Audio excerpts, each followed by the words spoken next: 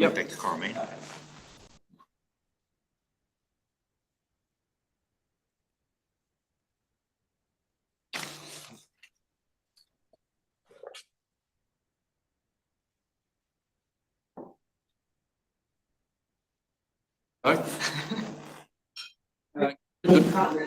Here you are. Kia ora, good morning, and welcome to this Operations Monitoring Committee for the 3rd of 2024. I'd like to declare the meeting open, and as per Standing Orders 14.3, I have agreed with the committee's Deputy Chair, Councillor Ron Scott, to chair this meeting in its entirety. Therefore, I am formally vacating the chair so that Councillor Scott can assume the chair from this point on. So we've got online 5 people. Is everybody online? Can you just turn your video cameras on? I've got 1, 2, 3, 4, 5 online. We're feeling a bit Councillor Leader, Councillor Campbell, myself, Councillor Scott, Councillor McMillan and Councillor Shirley in the committee meeting, and I've got 1, 2, 3, 4, 5, 6 online. Okay, over to you, Ron. Thank you for that. First of all, I will read out the Chair's statement.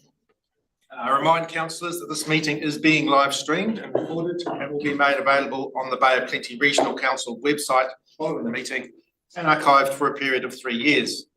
Our purpose is to provide greater access to council debate, decision making and encouraging openness and transparency. I also remind those present that local government decision making affords no protection to councillors, council officers and the public for comments made during meetings that are subsequently challenged in the court of law and determined to be slanderous. We have 2 apologies, one from Councillor Eatey and from Councillor McDonald. Would someone like to move that they be received? Seconded. Yep. In favour? Carried. There is no public forum items. There are no later items on the agenda. No changes to the order of business. Are there any conflicts from anybody regarding this agenda? Being none, we will move on. We come to minutes for confirmation. There is one change in the minutes. If you look on page 15, the 3rd bullet point under climate change quarterly report, it says Whakatane District and Council City Councils were planning to undertake global risk assessments. Well, in fact, it's local risk assessments for climate change. Reduced our emissions. So would someone like to move that with that change, the minutes are true and correct? Councillor Shirley, seconded by Councillor Thurston. All in favour? Aye. Yes. We now come to presentations, and the first presentation is from the Otanawanuku Kiwi Trust, and Ross Edwards. Come to the table. Welcome. Thank you. Just check everyone online. Can you just give us a thumbs up if you are able to hear us okay? Like it? Well done. Okay. I'll take it away, Ross. Okay. Well, good morning all. Firstly, my name's Ross Edwards and I'm involved in the operations carried out by the Otanawanuku Kiwi Trust. And I have with me today Leslie Jensen, who's our current chairman of the trust. 15-minute challenge you've given me today. And that is that typically I would be standing up, throwing my arms around wildly and talking enthusiastically for an hour. So I'm going to crash that down to 15 minutes, and that includes questions. The focus of our conversation today is primarily around our pest control activities. And in particular, I've tried to highlight what we're doing just at this particular moment. So firstly, as I've set up there, thank you very much for the opportunity. There's a lot to be excited about. There's one particular story I will tell you shortly about that.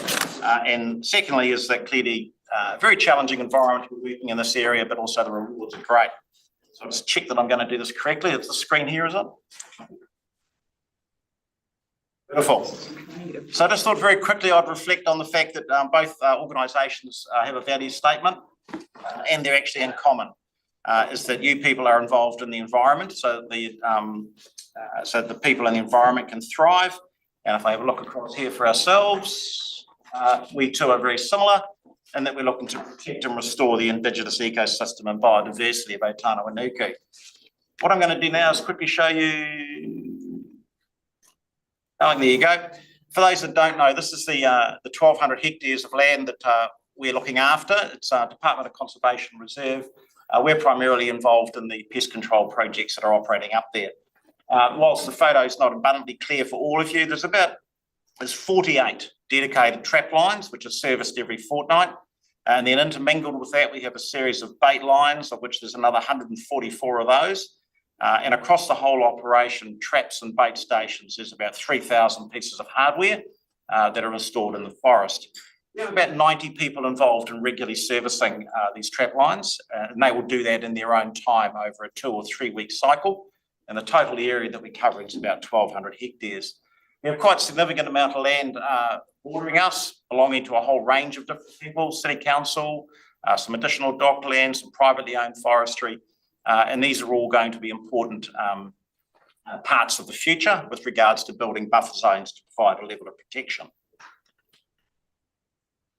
What I've got there is just a photo of Kokako. This is one of our key projects. If you think about all the work that we do, is primarily at the top of the pinnacle is Kokako and Kiwi. Everything else, of course, benefits from our efforts. But the population for Kokako is growing. They are, in fact, significantly more endangered than the Kiwi. Across New Zealand, there's about 4,000 recognised birds. In the North Island, there are none left in the South Island. In our particular, we just completed a census of the Kokako population, which has seen the population up by about 50, I think it's 57 birds over the last 4 years. I know the numbers don't sound very spectacular, but we now have 125 living within our controlled area. And just yesterday, not yet announced publicly, so news for you first, is that we have found disbursement of another 11 birds that have gone out into other forested areas around us. So the most important thing with Kokako is the rat control, which is currently what we're working on in this month and next month. That's about a $40,000 project by the time we buy the toxin, pay for contractors and include our volunteers. And our volunteers will put in about 1,000 hours of work over the 2 months that we're running the program.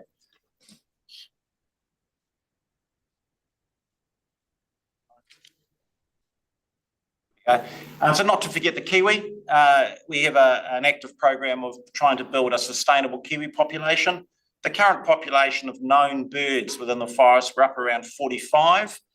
We have evidence of now some in situ breeding, which is really quite cool because it means that we have birds that are breeding all by themselves. So occasionally on our recorders, we can hear birds that we can't identify as being ones that we're looking after. So these are birds that are just naturally flourishing in the forest. We just recently had an audit from the Kiwi Recovery Group, who are they're a subsection of Department of Conservation. And the feedback really is that we are doing a great job. We should continue to do what we're doing, but we do need to up our game in certain areas. So the particular area that we need to focus on here is control of ferrets. Ferrets are our biggest risk for taking out a kiwi, and they tend to take out a kiwi that has just reached maturity. So if you lose a breeding male or breeding female, your program obviously goes backwards quite quickly. So that's an area of focus that we're applying particular attention to. And there's also been an elevated level of compliance and governance that's been demanded of us. And yes, we're up for the task, but it is very difficult finding the people that will commit the time and effort on top of their day jobs. And so it's quite a time-consuming exercise to get up to standards on that, but we're getting there. Here, I just thought we'd show off some of the more mainstream animals. There's a kiri that's surviving in the forest. We have, funnily enough, when you go for a walk in the forest, you're not going to hear Kokako necessarily unless you're there early in the morning. You're not going to see kiwi running across in front of you, but the more mainstream species are clearly growing in their numbers. And so there's lots of people experiencing the wild pigeon up there. And if I go across, come along, you can do this. We're talking about the wildlife. They benefit from pest control, but so too does the, shall we say, the normal old bush. Is that what we can see in the forest when we're working in there, a lot of saplings, a lot of new growth. And just yesterday, or Friday, sorry, we were carrying in bulk toxin for the contractor to work off. And I was just walking down a little ridge line. I saw this tree and I thought, well, I'll grab that photo and toss it in. So it's a remu that probably sits at about, at its size, it's probably in the sort of the 400-year mark. And there are some significantly larger examples growing within the forest, which is pretty cool. Next, this is a heat map that tells us something about the possum management program that we have. What we have for the possums is we have a non-toxin driven program. We've installed a series of 300 tree-mounted sentinel traps across the whole forest. And someone would look at that and say, my goodness, you are catching lots of possums. And that's exactly the case. We are catching lots of possums. But the really interesting story on this one, I can't help but wave my arms around. The really interesting story on this one here is that in the centre of the forest, you will note there is an area where the catches are actually very low. So this here is a success story, albeit we still get possums coming in from the boundaries, but we are able to eliminate the population or manage or suppress the population in the centre of the forest, which is really cool. And we're doing that with no toxins being used. It's just manual traps. So for those of you who haven't had lunch yet or are a bit squirmy, this is a tree mounted sentinel, and they are very, very effective and very safe for our trapping teams to use. And so that's just an example of a possum that's been taken. We'll move on from there. Volunteer at some stage. The next piece here is a heat map relating to stoats, and this is the reverse process. So what we have here is for us is almost a warning. We are not doing this job particularly well. On the left-hand side, which we refer to as the mountain, we are catching lots of stoats. And then the question has to be asked, is it why are we not catching stoats elsewhere? You would be naive to think there are no stoats, okay? So this is a warning to us that we now need to start doing something different, is that trapping is not cutting it, because we know from cameras and we know from predations, etc., is that there must be a stoat population across the whole forest. So this is something that's of concern to us, and we have around 300 dedicated stoat boxes operating in the forest, but why are we only catching at one end? I'll just quickly show this photo here is that we try to accommodate everybody. Okay, the particular forest terrain can be very demanding. It's steep in places. But when any family puts their hand up and says we'd like to get involved, we will do the very best we can to allocate them tasks that allows them to come as a family. So this is one of our young trappers, shall we say, and she's helping us, or helping her and her family service a particular trap line. And this is an example of a ferret box, because I'm going to go on to ferrets shortly. We have about 200 dedicated ferret boxes across the property as well, mostly on the boundaries. So what we've got here is an example of ferrets being caught in the last 9 months. And once again, what's it telling us is that we are not catching anywhere enough ferrets. Ferrets are coming in, they predate probably twice a year. We maybe lose a kiwi through a ferret predation. But this is telling us that we also now need to do something different. So we are going to, this year, one of our key focuses is to revisit all of the training that's provided to our ferret trap lines staff, and endeavour to try and enhance what we're doing, because the ferrets are coming in off the pasture land where they're basically consuming rabbits.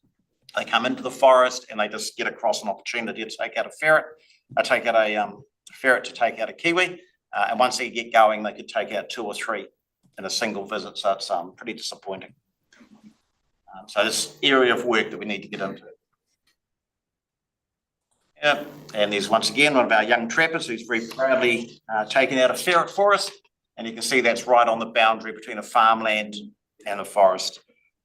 So she's doing some good work. I have permission for that. The growing risk that we're identifying is cats. I'm not going to go on about the cat story for too long, other than we know it's a growing risk. We know that cats are being dumped in the area. Through heat mapping, we can tell where we're catching our cats. They're predominantly on the boundaries, very similar to ferrets. And the interesting thing about cats that we share as we go around the countryside is that a cat will conceivably kill 3 times a day. Okay, and that's including lizards, not just our specialist birds that we're trying to protect, but they'll take out invertebrates, everything that's in the forest. A cat will kill a minimum of 3 times a day, predominantly for recreation. If we know we've taken 40 feral cats out in a relatively short period of time. If each of them is killing 3 times a day over a year, it's about 43,000 kills of birds, invertebrates, and anything else that's living in the forest. So once again, cats are a new focus for us. We're using live capture traps at the moment. Very labour intensive once again. Once the trap goes off, there's a ferret or a cat inside the trap. Is that the little black box on the right-hand side is sending a message to someone's telephone, and we have to attend to that animal within 24 hours to go up and dispatch it. So once again, quite labour intensive to have those people involved. I'm going to talk very quickly now about the current project that's underway. This is our 2024 Pindone program. I've already said to you, it comes at quite a cost financially and by way of hours, but it is the single opportunity that we get to drop the rat population within the forest to a level that will allow the kokako to nest, and all the other birds, but particularly the kokako, allow them to nest and fledge their young without the eggs and the babies being consumed, or the chicks being consumed in the nest. So we follow a process where we monitor our rat numbers. We then have to break down the pindone that comes to us in 25 kg bags. We have to break it down into 500 or 600 gram servings, if you like. And then we have to work with our contractor is to deliver the large volumes out into the forest for the contractor to use. We use a contractor to go over the rough terrain, and then we use our own teams to fill the bait stations. And then we have to monitor the whole process all over again. And this is where you get those volunteer hours. Is the number of the hours that people are spending in there is quite significant. But the rewards, however, are great. So a couple of quick photos here, where this year we've made a bigger effort to engage with Tauranga-based corporates. So this team here, they're all masked up for obviously health reasons. But we've got a lot of assistance coming from Zespri. Their staff have a volunteer community service day they need to use. Accessing them, we're accessing people from the Bank of New Zealand, and we're accessing people from the Western Bay Council who have indicated to us that they haven't used their volunteer days.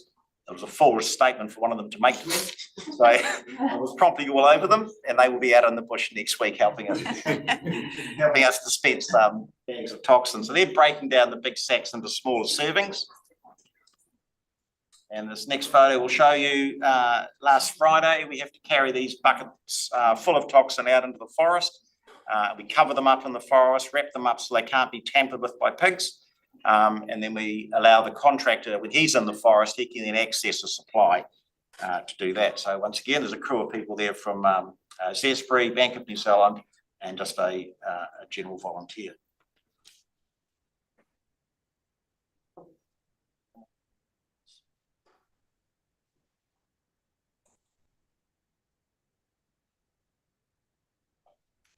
That one, and the challenges. So when I think about the things that we're challenged by, and these are not criticisms of anyone or any organisation, but we are challenged by connecting with iwi. In the same way that on your website, I see that it's a core focus for you guys, is that we want to. They like the environment, they want to be involved, but they too struggle with capacity, the iwi we have in our areas, and we struggle to connect with the appropriate people. Relationships with DOC, we get this imbalance between a professional organisation that has a compliance and governance focus, and we get with us over here, volunteers who are working all day in our day jobs, and then having to try and meet those corporate expectations. So we have a bit of a struggle there. Funding for projects, there's a lot of competition for conservation funding. So it's a bit of a battle for us now. We've got to keep looking for the opportunities to make sure we get that on board. Meeting the Kiwi management or Kiwi Recovery Group, their expectations. The big expectation here is around bird handling and also around managing the ferret problem. So we're really trying to lift our game in that space. We showed you some photos before of children being involved in the whole process. Is that we're very keen for the community to become aware of what we have up there. It always never ceases to surprise me the number of people I run across in Tauranga who really have no appreciation of the magnificence of the unmilled native forest that's up there. So we want the community in the summer, brilliant, cars everywhere, you can't find a spot to park. but I still think there's an awful lot of access that we can provide to people. And then the governance and compliance load, which you're sitting here today, so you appreciate that. So we all like to have fun in the forest. We all like to hump stuff around and do hard work and physical work, but someone has to do the work behind the scenes. Oh, sorry, what happened there? Right, so opportunity for questions, but some of the conclusions up there is that, we are doing what we can with what we have. We're very keen to avoid duplication, and the examples of duplication we're referring to here is it might be you guys doing something with the local iwi over there. It might be Kaimai Manaaki, the Manaaki Kaimai people. It might be the Bay Conservation Alliance. There could be anybody engaging with a group that we want to engage with, and we need to avoid duplication so that we're not all going to the same place on different occasions. The current funding agreement we have with you guys, which we're deeply appreciative of, has got 1 year to run. So without the risk of being terribly cheeky, we will be back. Okay? And essentially, we're also looking for what you guys may be doing that could support us. We might not even be aware of what's available to us. And an example of that was conceivably, you're just, I think, revising your pest plant and pest animal policies. You're also, I think, involved in trying to develop a closer relationship with iwi and those sorts of things. These are all things that we need to be doing. And so if there's anything happening in your space that may be of benefit to us, well, then certainly we'd love to piggyback off the back of it. And there's me, as they normally stand up, wave my arms around for an hour. I think we've got down to a reasonably condensed version. Questions for myself, and if I can't answer them, Leslie might be able to help us. So, Questions, Councillor McMillan. Oh, I don't have a microphone. Thank you so much, Ross, for what you and all the volunteers do. It's just incredible, really, really amazing. I've just got two questions. So one is we have this Kiutukitai sort of approach, mountains to the sea approach, and we've got the Papamoa Hills Regional Park, and then goes up to the Otawa Trig there, which obviously borders on your region that you're protecting. How challenging is that for our Tonga species going over into that Otawa Trig down to Copper Reed Road area and then getting caught there by a denser population of pests? Do you find that a lot bleeds out over there and then it's game over? Or so we go for the two species we're referring to today is the Kiwigo walkabout, particularly the young ones. We know we lose kiwi out into that direction. We will go looking for them. If they're kiwi that have got transmitters on them, we'll go looking for them. It's one of the things that came out of the kiwi audit is that we will go looking for them probably 3 times, no more than 3 times. And then we will allow the bird to wander, and they will become at risk because it's less patrolled, less pest controlled in that area. The kokako are heading in that direction. Of the forest map that I showed you, is that in that very central piece, we call it CBD, a lot of kokako, but they are going exactly in the direction, which is a wonderful thing. 3 other projects operating down there, but there's masses of gaps. So they're the kokako have chosen to go towards the coast, like all the human population, really. So with hapu, iwi, and collaboration of all those joined up areas, mountains to the sea, that's what we really need, eh? So heading towards the sea from us, we've got Waitaha. They've got a project up and running in there. Yeah. We've got we'll call them the frog people. Sorry. Te whakakaha. Thank you very much, Te Whakakaha. They're down there as well, so there's like a natural linkage, if you like. And then we have the KEEP program, which is around creating the corridors for kokako to travel from us back to Kaharoa and Rairuehu in different places. So yeah, Manawahe. Councillor Nees. Oh, I just had one other quick question, sorry. It was just around 1080. Yeah. What are your thoughts around that? Yes, please. And look, we understand the sensitivities, but it's very much a science education process. We would like to use 1080. I'll stick my head out. We'd like to use it every 5 years. So we can run our other toxins, but we need to have a decent project every now and again to get us ahead of the game. And it's very much, I think the science tells us that it's appropriate. It can be managed, it can be used. There are no, it just need to be educating people as we go along. So why don't you use it, can I ask? Well, cost is one issue. Secondly is that the handling process is more specialised. And thirdly is lack of iwi approval and DOC support. That's the big one, I take it. Could be, yeah. Councillor Nees. Thank you. Very impressive. Thanks, Ross. Really enjoyed your presentation. Just a question. Do you use the pest management portal and log all of the pests that you catch on that? That's a portal that the regional council has provided to support care groups. Yep, absolutely. So we use the field maps program, which is where those heat maps originate from. We do have some, should we say, some user reluctance. So if I was to say we've got 100 trappers, just so I can do the maths easily, we've probably got 25 or 30 that are still very much into the manual records. And we have a project to bring them on board, but that's okay. We're getting there. Right, thank you. And the other question was I get your Facebook posts, which I think you do a wonderful job of raising awareness, but I did note you were calling for new volunteers or inviting new volunteers. So is having the right number of volunteers to meet the pest challenge, is that a difficult thing for you to keep building your volunteer base?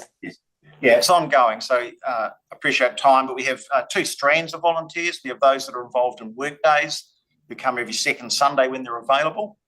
And then we have our trapping teams. The trapping teams requires a significantly higher level of commitment. We're expecting them to go out in the bush every 2 or 3 weeks. Often we pair families up, so they're only going every 6 weeks to try to break that burden.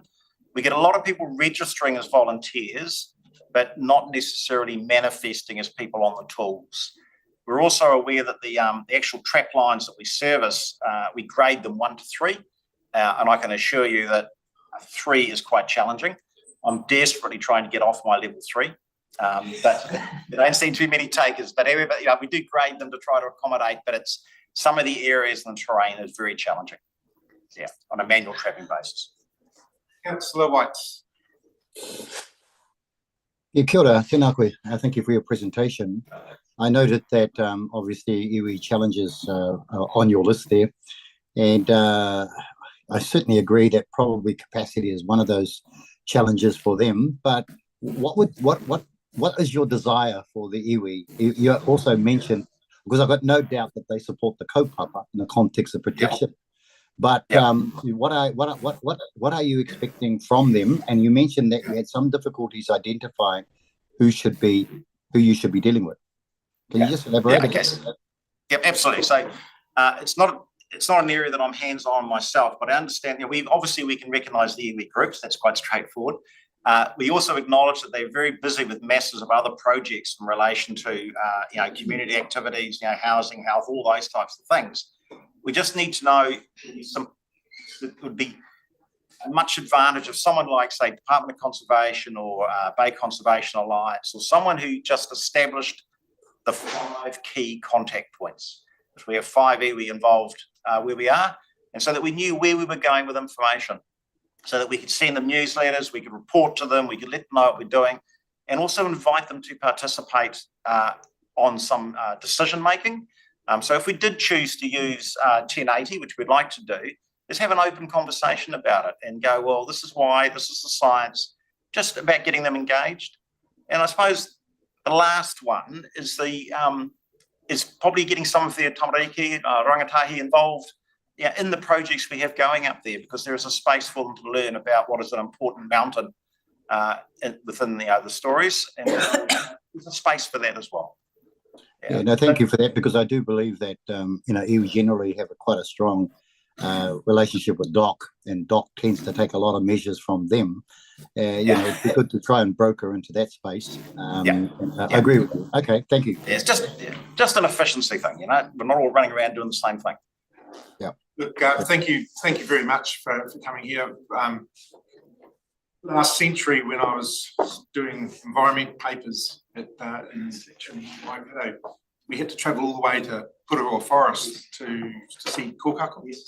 And it's really miraculous that you've got those numbers up. And I noticed, you sort of called the Tanamanuku Kiwi Trust, but it's so much more than that. I think there's some messages for us about communication, so that we can cooperate, so we don't duplicate, so we can make sure volunteers staff volunteers who haven't used their hours up. Piggybacking, I think that is very important. So some messages there.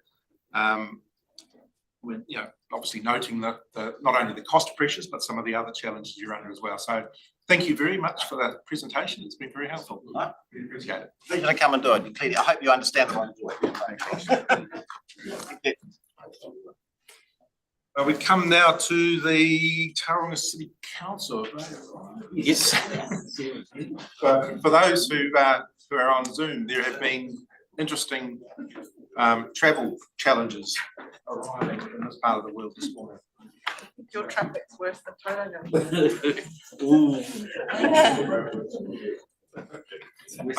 Only as Not Easter. as Councillor Campbell points out, because of Western Bay roadworks, not because of over here. So I believe we have Carl, Sarah Anderson, and Janine, thank you. Right, I'll leave it. Morena tato, and thank you.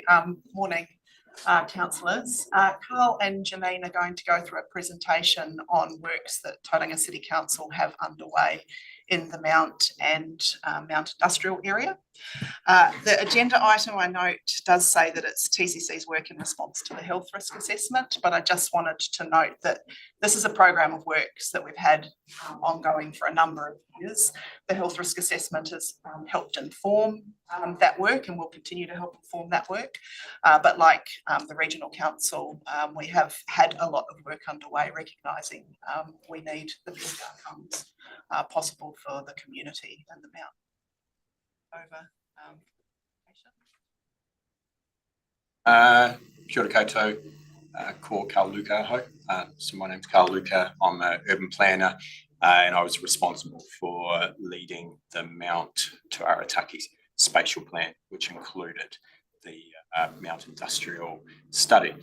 So I'm just going to give you a bit of a run over of that process. And as Sarah said, the health risk assessment that was undertaken by Te Whatu Ora was one of our considerations in that process. Look, and I think you know our roles very well, so I won't labour this, but very much looking at that strategic growth. So spatial plans are part of the mahi we undertake there, and that does lead into looking at our future land use policy framework and so forth, and obviously on to consenting and so forth. Our strategic work and our spatial planning is also about informing our investment in infrastructure to support growth. So it was probably 24 months ago now, 2 years ago, that we embarked on the Mount Te Arataki spatial plan. That was the third of spatial plans supporting growth and intensification within Tauranga City's area.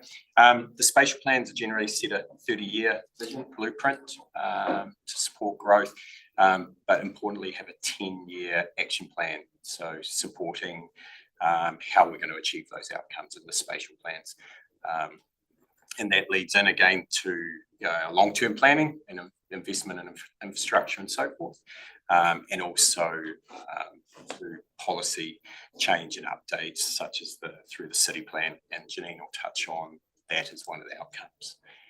As part of the Mount Te Arataki spatial plan, we're acutely aware of the issues within the Mount Industrial area that were being raised by the community, by mana whenua, and that we were also aware of what issues needed to be addressed. So that became a specific sub-work stream or work stream for that Mount Te Arataki spatial plan. And that was kind of co-led by myself and David Fazakli, who a number of 18-month process to prepare that spatial plan and that Mount Industrial Planning Study. And through that process, you know, we worked through our analysis, community engagement. We had a number of rounds of community engagement. We also had a specific work stream set up to engage with mana whenua throughout that process, including the Whareroa marae community there, and also working with businesses. So through a process of workshops, community engagement, one-on-one meetings and so forth, we sort of stepped through that process. So just some of the key messages that we heard from those particular groups there. So for mana whenua, just really acknowledging the importance of Whareroa marae itself in that location, one of the first settlement points within Tauranga and Wairohi.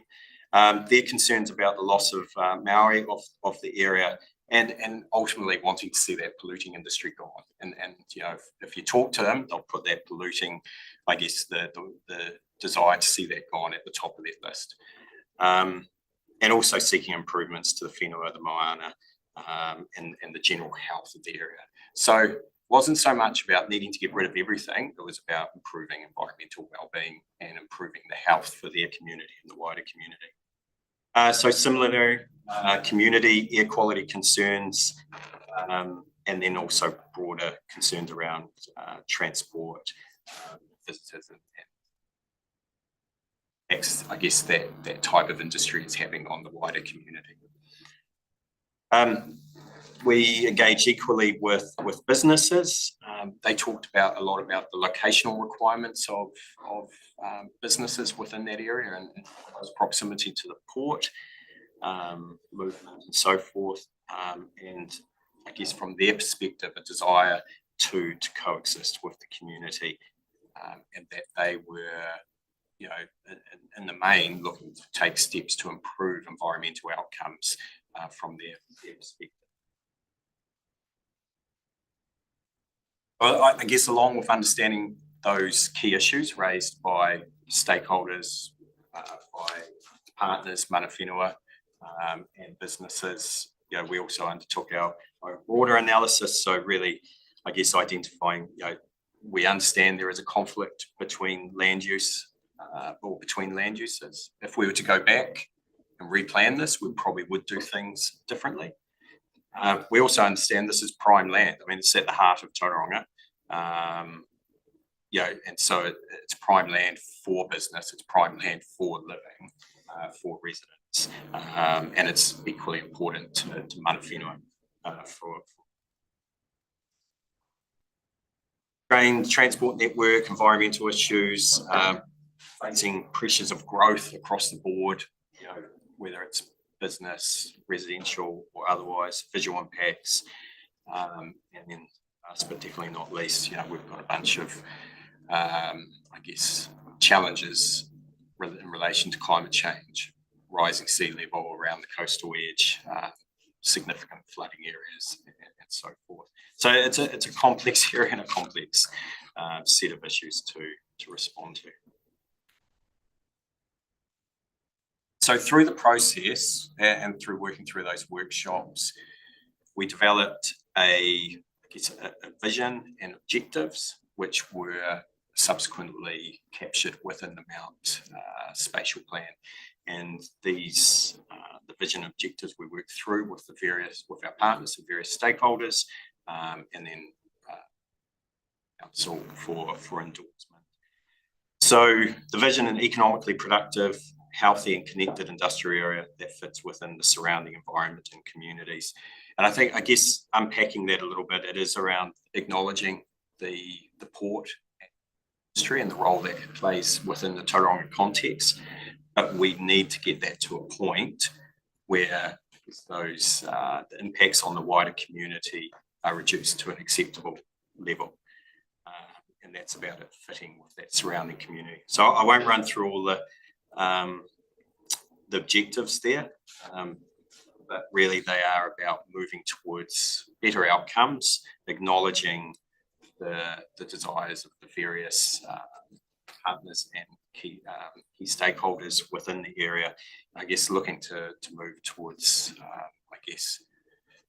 effectively resolving some of those issues and moving in the right direction so that coexistence can exist.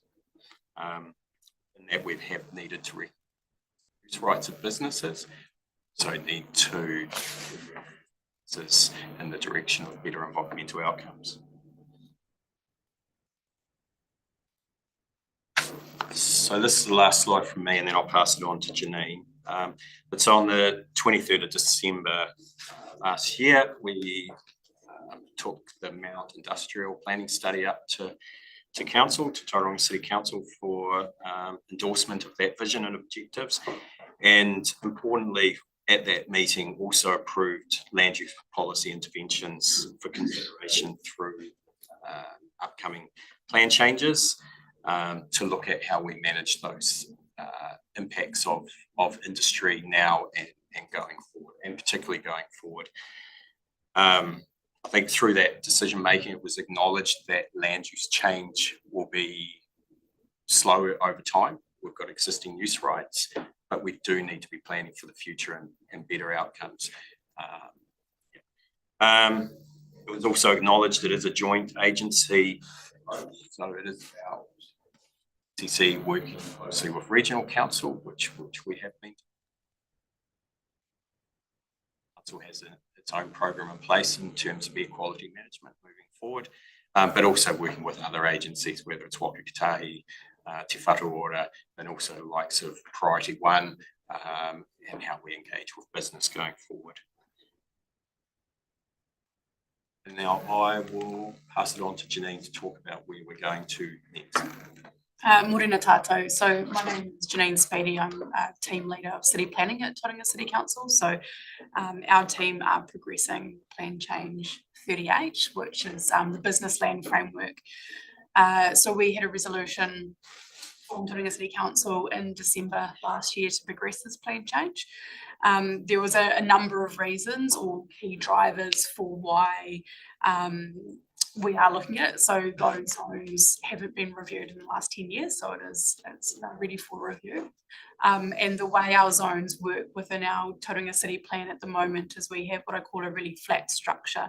So we have industrial zone, and we don't treat industrial zones differently. So we just have one industrial zone that covers most of the city, and then all our new growth areas have specific kind of provisions with their own zoning requirements.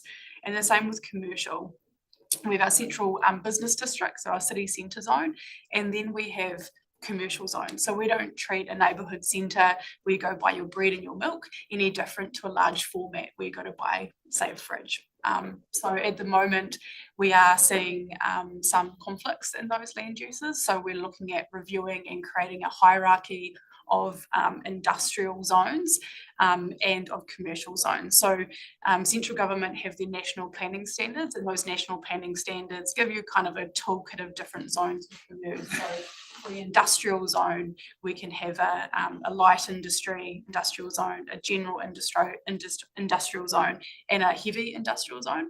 So we're currently doing the research to look at, well, what would those zones look like for Tauranga, and then having a discussion around spatially how they will be applied.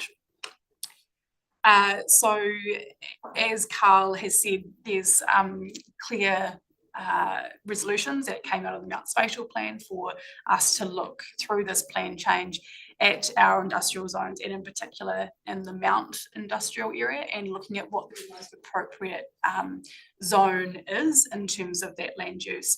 So we'll look at where it's appropriate to have light industrial versus as a general industrial, for example. In terms of where we're in the very early stages, so we're noting that there's a lot of information that's been done to date, which we will obviously be using, but we're very much in the research and investigation stage up until the end of the year. And then next year we'll look at doing some wider engagement across all of those businesses and lessees and landowners across those business type zones and with key community groups. In terms of our research and analysis, it will be critical to the outcomes for that mountain industrial area in terms of what zones we propose in terms of that plan change. With obviously, as you'd be aware, a lot of interest from the community. So yeah, it's quite long timeframes, as you will all know, with plan change processes, but we are looking for 2026 to have a draft set of provisions and to look at by the end, notifying that to go through the formal plan change process. So the mountain industrial is, as I say, a component of all of our business land. So it is a review of all of our business land. So this is work that came out of the Mount Spatial Plan, Mount Industrial Study. So this is looking at, and it links to the resolutions that Carl spoke to. So we're looking at appropriate buffers between our residential areas and the heavy industry type. So that will be very much relying on technical work as well as consultation with different, stakeholders. But this gives you an idea of some of the key areas of investigation that we're doing. So around Whareroa Marae and the zoning around Whareroa Marae, but also along Newton and McDonald. And because on one side of the Maunganui Road you have residential, and the other side you have industrial. So we're looking at more of a buffer and a transition of those land uses from residential into industrial. So happy to answer any questions that you may have. Councillor McMillan. Oh, Morena, thank you.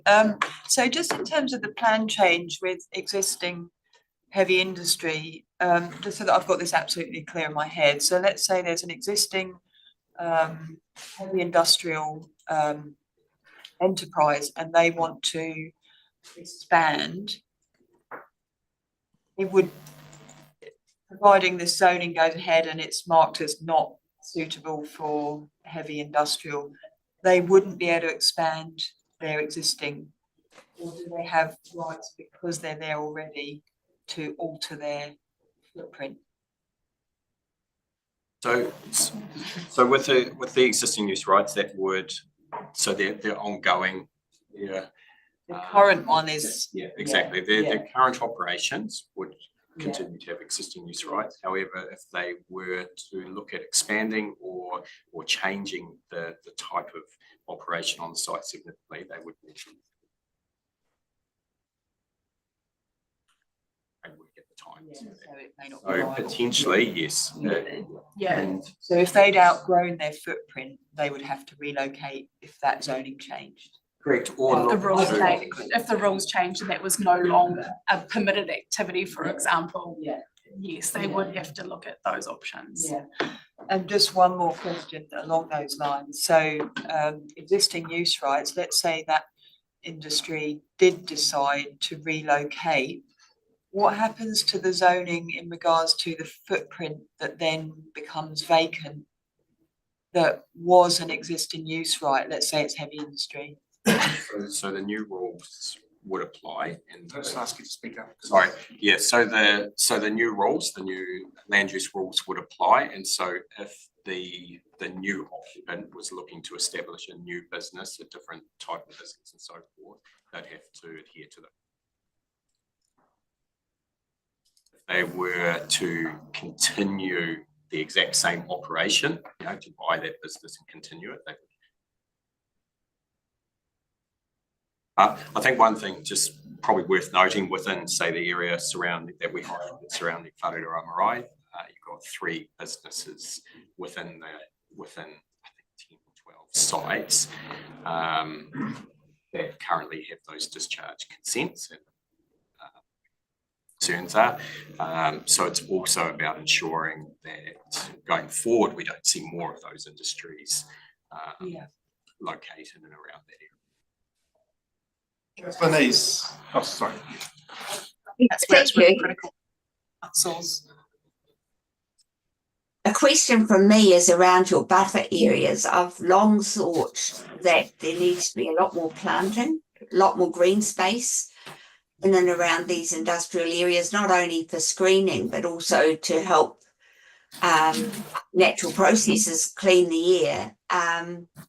So is that in your thinking about actually having a landscape plan to screen and to perhaps minimise heat impacts as the climate warms? Yes is the answer. And sorry, I just kind of skipped over this just to try to be timely. But so supporting actions include developing a landscape plan for the overall industrial area, the Mount Industrial area. So that's something that Tauranga City Council is just starting to work on at the moment.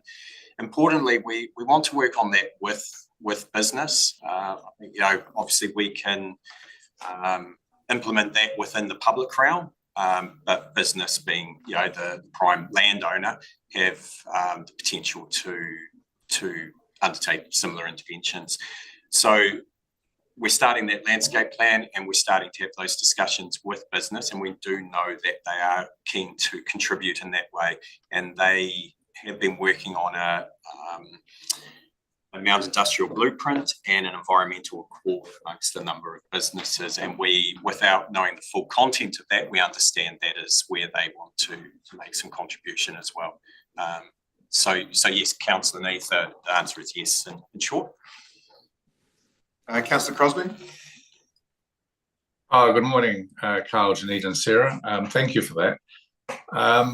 From my previous knowledge, I'm not sure if your proposals are going to shift the dial that much, actually. My understanding is, and I use the area quite a lot, if you start at Newton McDonald, that's effectively trade supply area with some retail. Then as you move towards Aerodrome and Maru, it gets more into that heavier commercial and industrial area to Totara Street, which is definitely that. And I understand the airport and Whareroa area. So where do you think you're actually going to make a change with your proposals in terms of mitigating, that sort of, the heavy dust and carbons, etc., from what's there already in the city plan? I mean, we can both contribute, Sarah. But look, I think we do understand we're definitely playing the long game here. So in terms of land use, it is about seeing a progressive change of land use, particularly in closer proximity to sensitive uses. That is around the contributing to air quality outcomes, but it's also broader in terms of the other impacts that businesses can have on sensitive uses, noise, noise, odor, and so forth. So it's not just around that air quality, but acknowledging that we do need to play the long game here. But importantly, I guess what we're also doing is opening up the conversations with businesses and holding them account and looking to ask them to shift the dial on how they operate. So we understand that the environmental accord they're looking at will has been led by a steering group, and we'll have a number of signatories to that. So they're buying into that. So I think it's carrot and stick in terms to see change in that area. And we do rely on business and I guess, regional council and others also playing a role in that. So. Yeah, I think that would be where my emphasis is that there's not a single solution here, and land use and land use planning is a long-term matter, but we're all term, medium-term and long-term actions. Your council, our council, as well as Toitura. And I see part of a really important part of the mix is having good resource consents in place as well. And your air plan or your plan supports better discharge limits. If we've got the zoning right, then we can issue good consents and for whatever period of time they are issued for, and we get our monitoring enforcement right, short-term actions. There's no single solution, but effectively over time we'll see improvements. Well, thank you. And just on the landscaping, we attempted that a little while ago and got told in no uncertain terms that trucks and landscaping don't mix. But I wish you well. Councillor White. Yeah, tēnā koutou. Thank you for your presentation. With the Whareroa marae situation, I doubt from, what I'm hearing that you're going to shift the dial much in that space, largely because of the emotional hurt, all of those sorts of historical things, the health issues run deep. And playing the long game won't necessarily, garner much favour from them, I would suggest. What is your particular, and I think it's a big ticket item, Whareroa. They'll always be pushing hard, for absolute change and doing it now. So what's your sense of approach to Whareroa as it stands right now?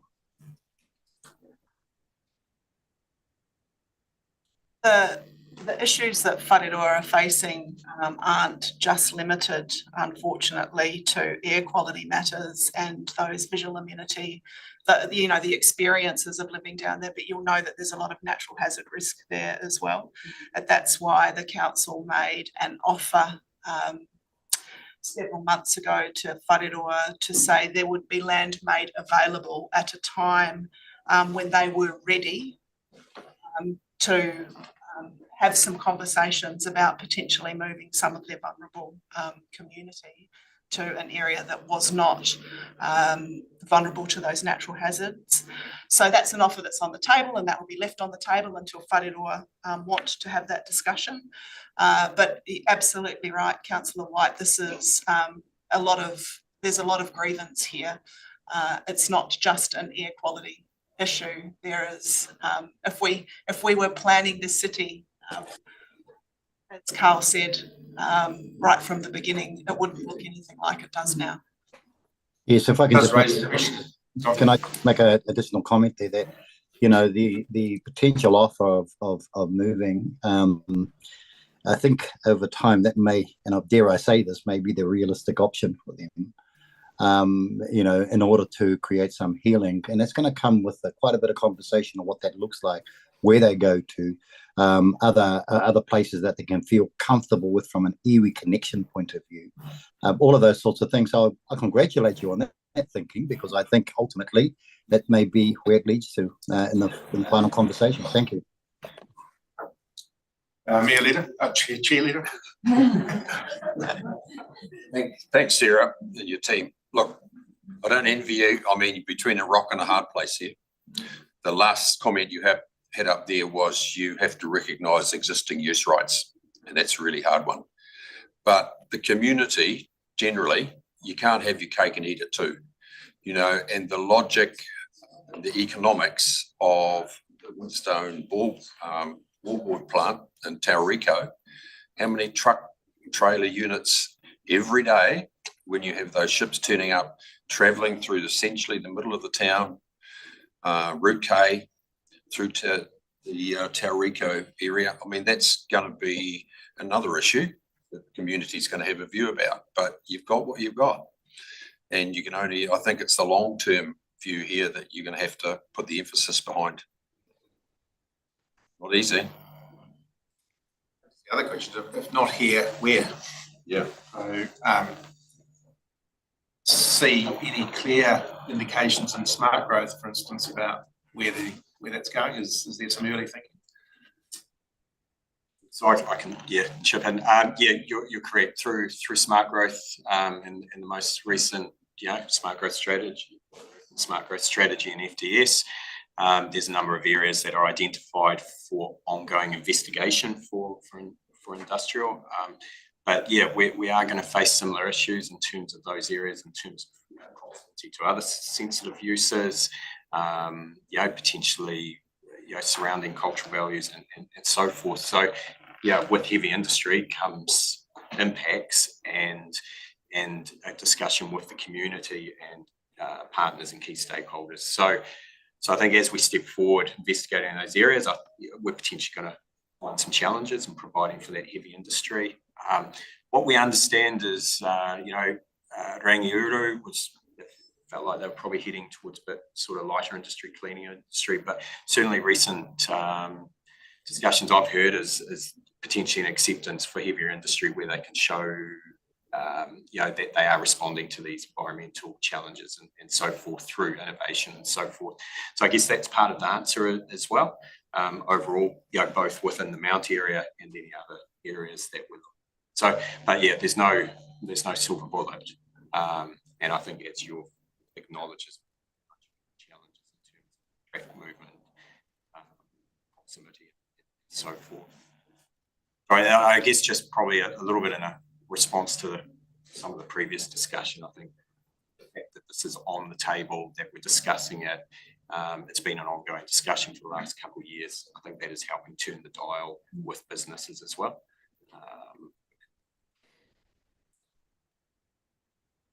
Optimistic note.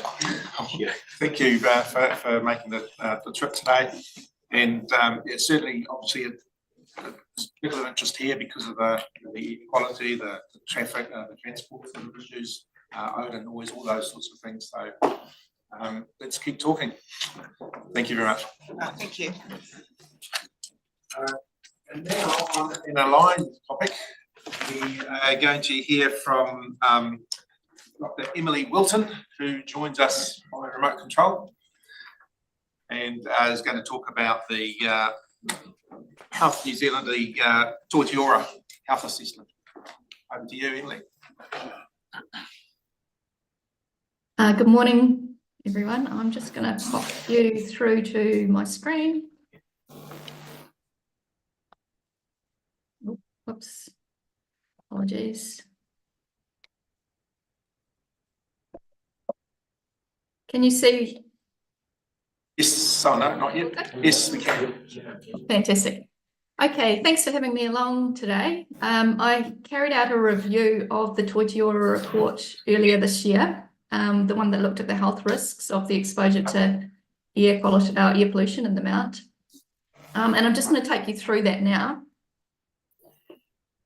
My review process was obviously to look at the report, but also I was already quite familiar with the Mount industrial area and aware of some of the issues that would underpin such an assessment, and had identified a few things that needed to be looked at a little bit more closely in order for me to have confidence in a review. So as a part of that process, I identified some key issues, and also I identified some key issues in the health literature that I wanted to ascertain or to understand exactly where the science of the health understanding on those issues was. So the review also included part of a literature update with particular focus on some aspects that were pertinent to the Mount area. And then I drew some conclusions. So I'm just going to take you through some of those key issues now. The nature of the airshed is a little different, or quite different, to most of the urban air quality in New Zealand, being an industrial airshed. But also as an industrial airshed, it is a bit different as well, in that it has quite the particulate in the airshed is a bit different in terms of the composition, how much of it is in the coarse or the larger size fraction versus the smaller size fraction. There were also issues around how localized the problem might be, and I wanted to understand better the transport of the pollution across the airshed and some transport issues that had been raised previously. And also it is quite a complex airshed in terms of air quality and the contaminants that are emitted in that airshed. There's a lot of different sources and a lot of different contaminants, and so it is quite complex. And so I also just wanted to look at some of those sources and the complexity of it. From a health impacts viewpoint, it was really looking at the fine, which is the particles that are less than 2.5 microns in diameter, and the health impacts of those versus the coarse, which is those that are still less than 10 microns in diameter, but greater than 2.5. There's quite a few sources of that coarse mode particulate in the airshed. And just to give you a wee backtrack there, the fine particles, very fine particles, are typically predominantly caused by combustion processes or chemical reactions in the atmosphere. And the coarse types of particles are typically formed by abrasive mechanisms or crushing, grinding, those sorts of processes that can make a larger particle much smaller and much finer. But that said, there is still an overlap, and some of the fine or the PM 2.5 will come from coarse mode sources. So some of those coarse mode sources that you might already be aware of in the mount include things like bulk solids material handling, log storage and handling, the unsealed yards. Marine aerosol is also a coarse mode source that contributes in most places in New Zealand. So it was just looking at some of the health literature around the fine and the coarse mode particulate, and also looking at the health literature around the pollution mix issues. And then the predominant or the bulk of part of the report was reviewing the ESR report in the context of this information and just checking or making sure that it was appropriate in terms of the method, that the exposure assessment in particular was appropriate. I looked also at the automotive comparison and just drew some conclusions about the significance of the results of that report. So the report, the method that they use is a risk assessment. It's a desktop evaluation, and it's a statistical approach. But it is accepted internationally. It is carried out everywhere, really, this type of approach. And it is a robust and accepted method.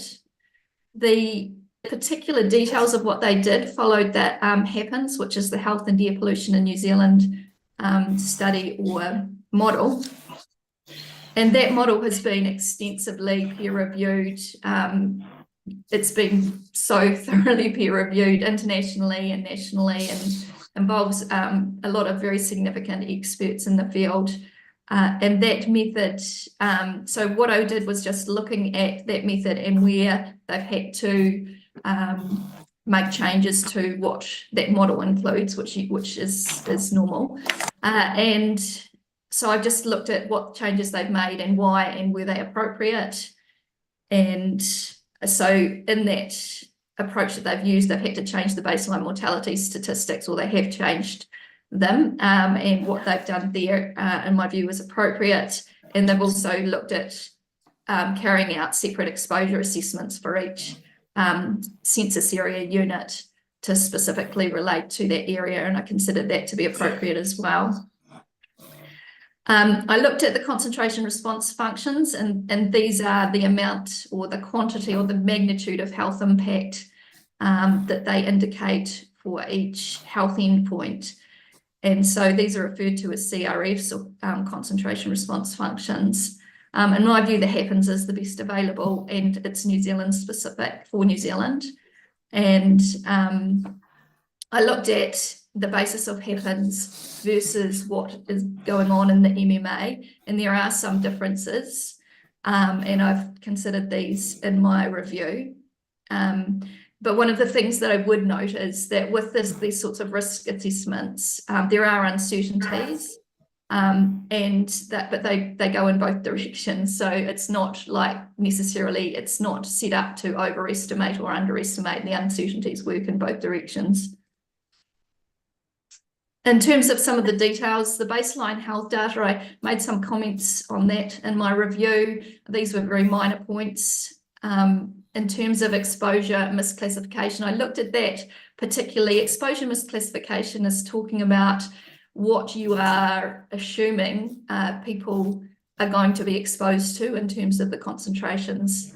And that is something that is inherent in all risk assessments, that exposure will be extrapolated from monitoring sites to populations of people living some distance from those monitoring sites. And so some of the work that I did for the Mount area looked at some of the basis for the transport of pollutants and whether the exposure assessments were appropriate. But I also looked at it in terms of what is normally done for these types of assessments.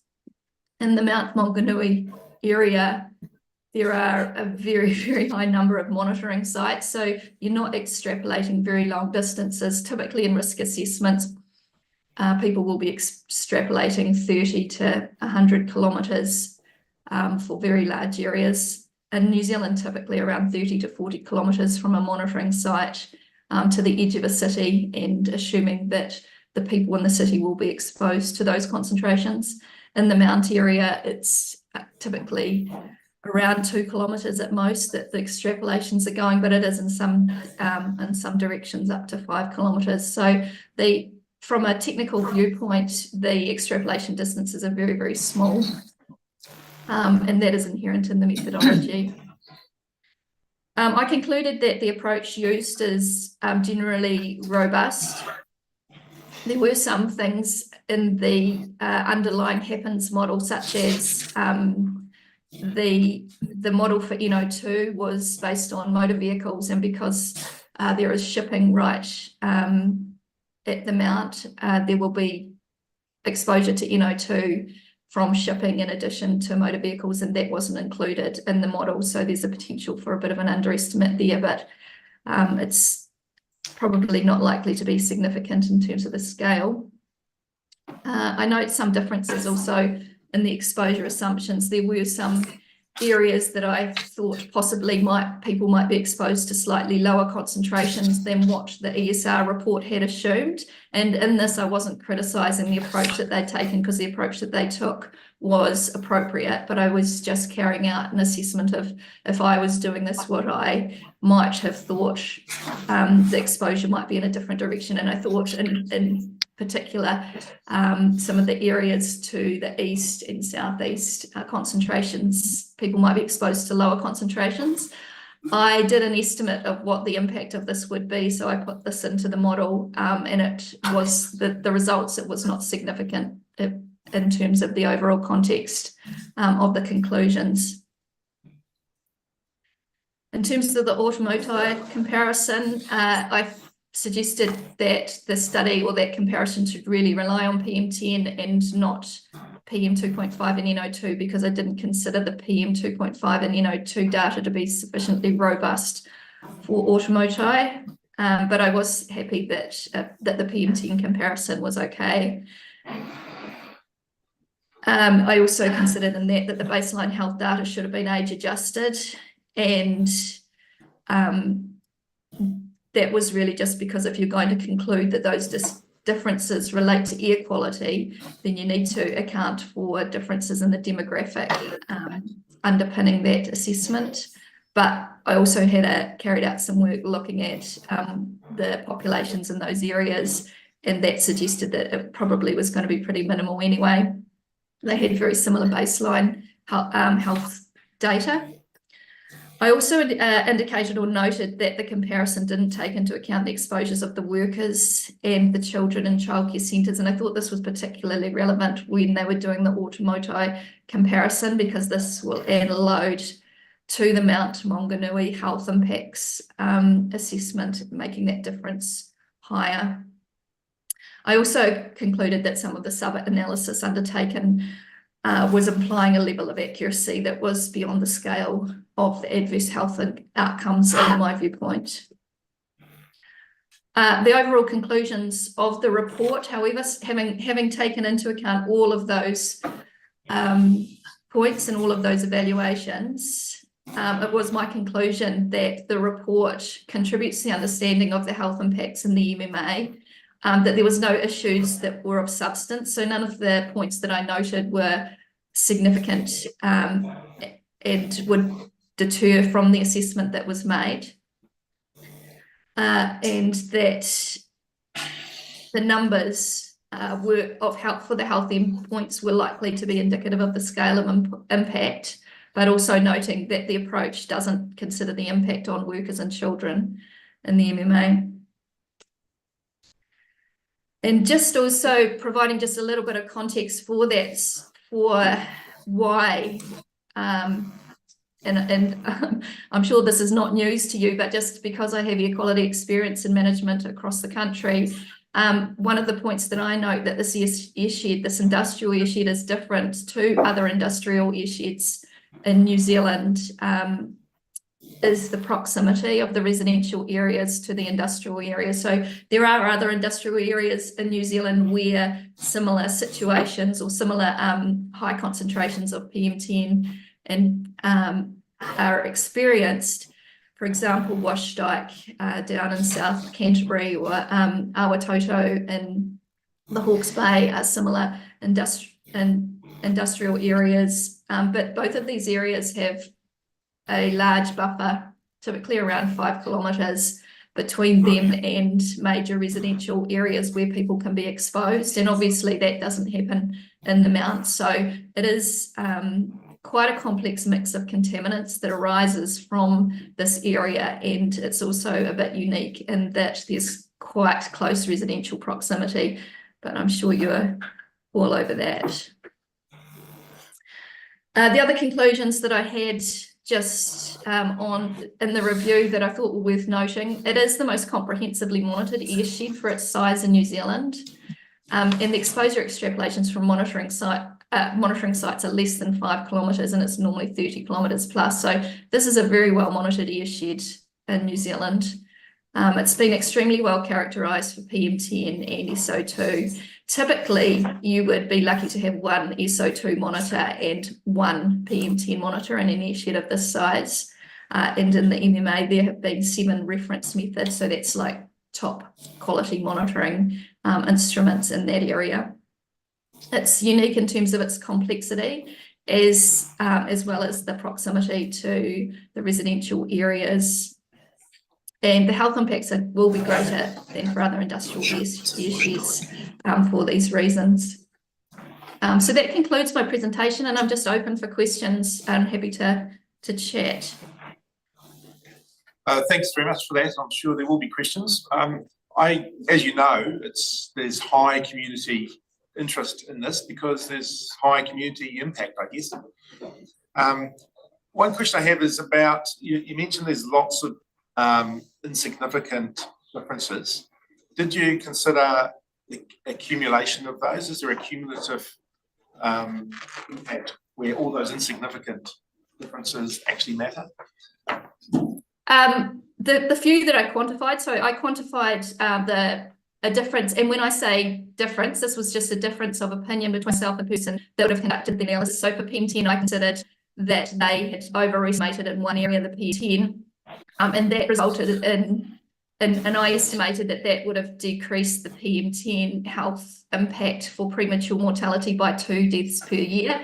But then I also considered that the PM2.5 assumption was an underestimate, and that increased the same health endpoint by 2 deaths per year. So for those that I quantified, I came out with the conclusion that it wasn't significant, or so yes, it didn't make any difference. But at the same point, I really want to highlight that even though I did that, I'm very clear in the report that it's indicative of the scale of the health impacts, but that we shouldn't be talking about 1 or 2 deaths.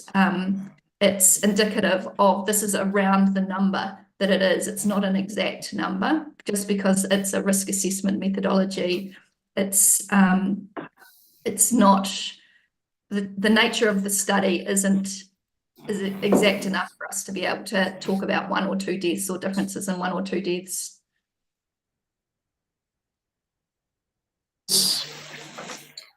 Being the case, Councillor Nees.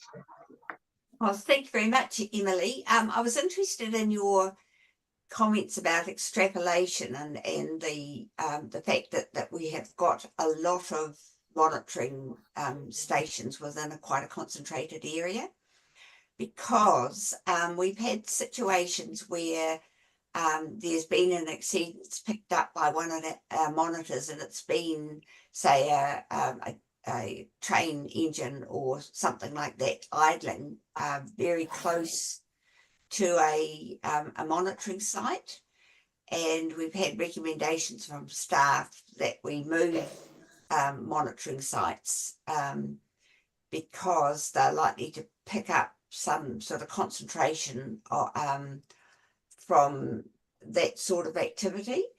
So in those previous situations, it's only been one of our monitors that's picked up that concentration of pollutant. The other monitors haven't. So if we didn't have such a high concentration of monitors, would it be likely that we we wouldn't know that there was an issue, because some of our recent exceedances have been driven by something operating in very close proximity to a monitor, and therefore we've moved the monitor. I just like your comment on that. I find it a little bit worrying.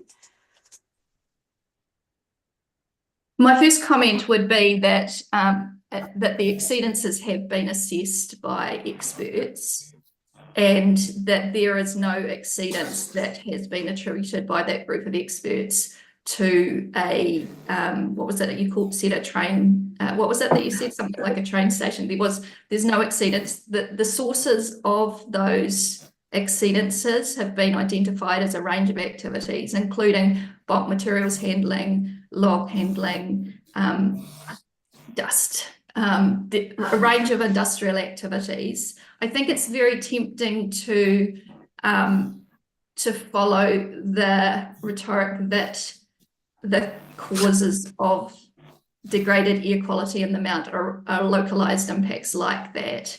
But it's very clear when you look at it from an analytical viewpoint at all the different monitoring sites, and some of the work that I did as a part of this, where I looked at transfer of pollution between different sites. So one of the pieces of work that I did as a part of this was looking at the Rail Yard South monitoring site and the Rata Street monitoring site, because those two sites are they're related to each other under that predominant wind direction in the Mount. So if you under the predominant wind direction being that from that southwesterly quadrant, you can look at when the sources downwind of the Rail Yard South are also impacting on Rata Street, and there's a whole lot of data where you can see a correlation in the concentrations between those two sites. And that is a strong indicator that it's not just a localized problem, that as you're suggesting, that it's just each monitoring site is just impacted on by a source that's right next to it.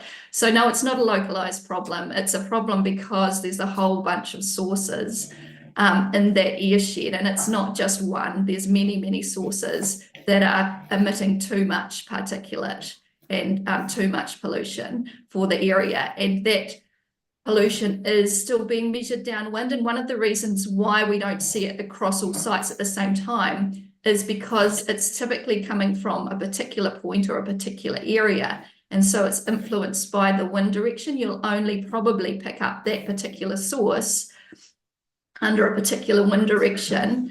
And the sites aren't all set up so that you can actually measure that effect. Like you can get that between some sites, but not typically all of them. They sort of spread out a little bit more.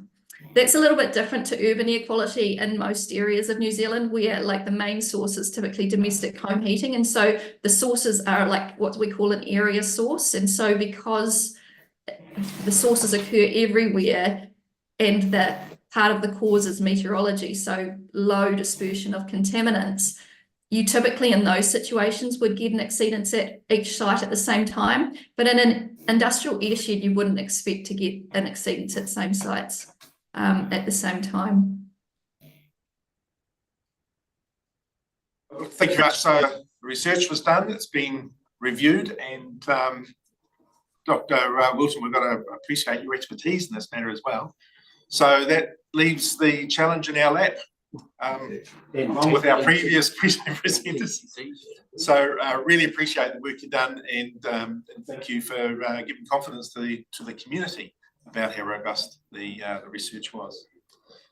Sorry. So Emily, can we get a copy of your conclusions in a bit more detail? I probably need to reread them again in terms of what you were saying today, just to understand them better. Can you fire those down the line or get them to Amanda for us, please? Are you talking about a copy of the review that I did? There is a summary. Just the copy of your presentation. I mean. Oh, yes, no, Amanda has a copy of that, and it will be a part of the minutes, as I understand. Yeah, thank you very much. Really appreciate that. Thank Okay, you. councillors, that brings us to morning tea time. So it's 10:55. If we have 20 minutes, we'll be back here at 3 minutes or half an hour? 20. Short Right.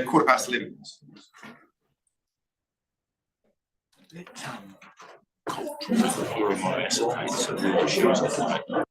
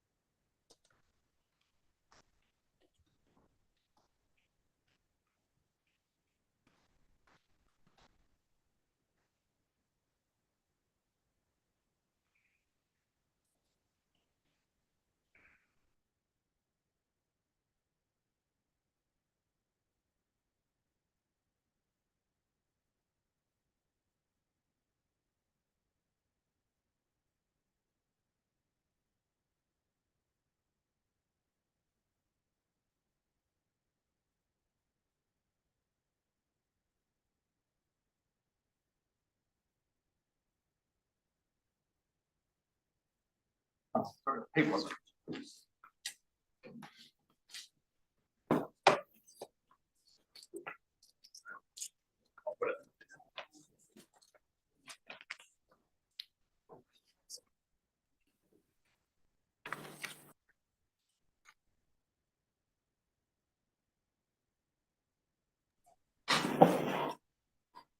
Is it really comfortable? Yeah, they're not too I bad. know, yeah. Get used to them, man.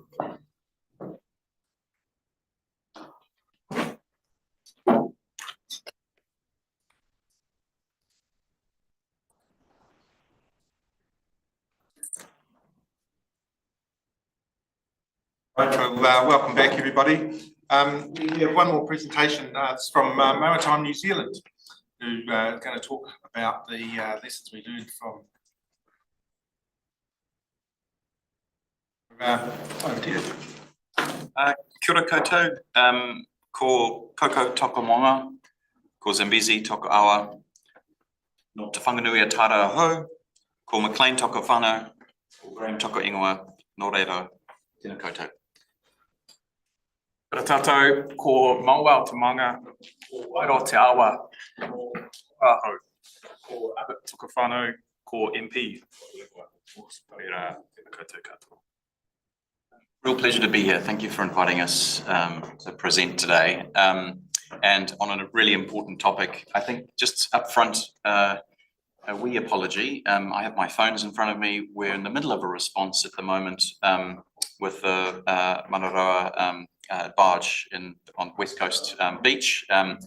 So I have a small team that are deployed there and managing it.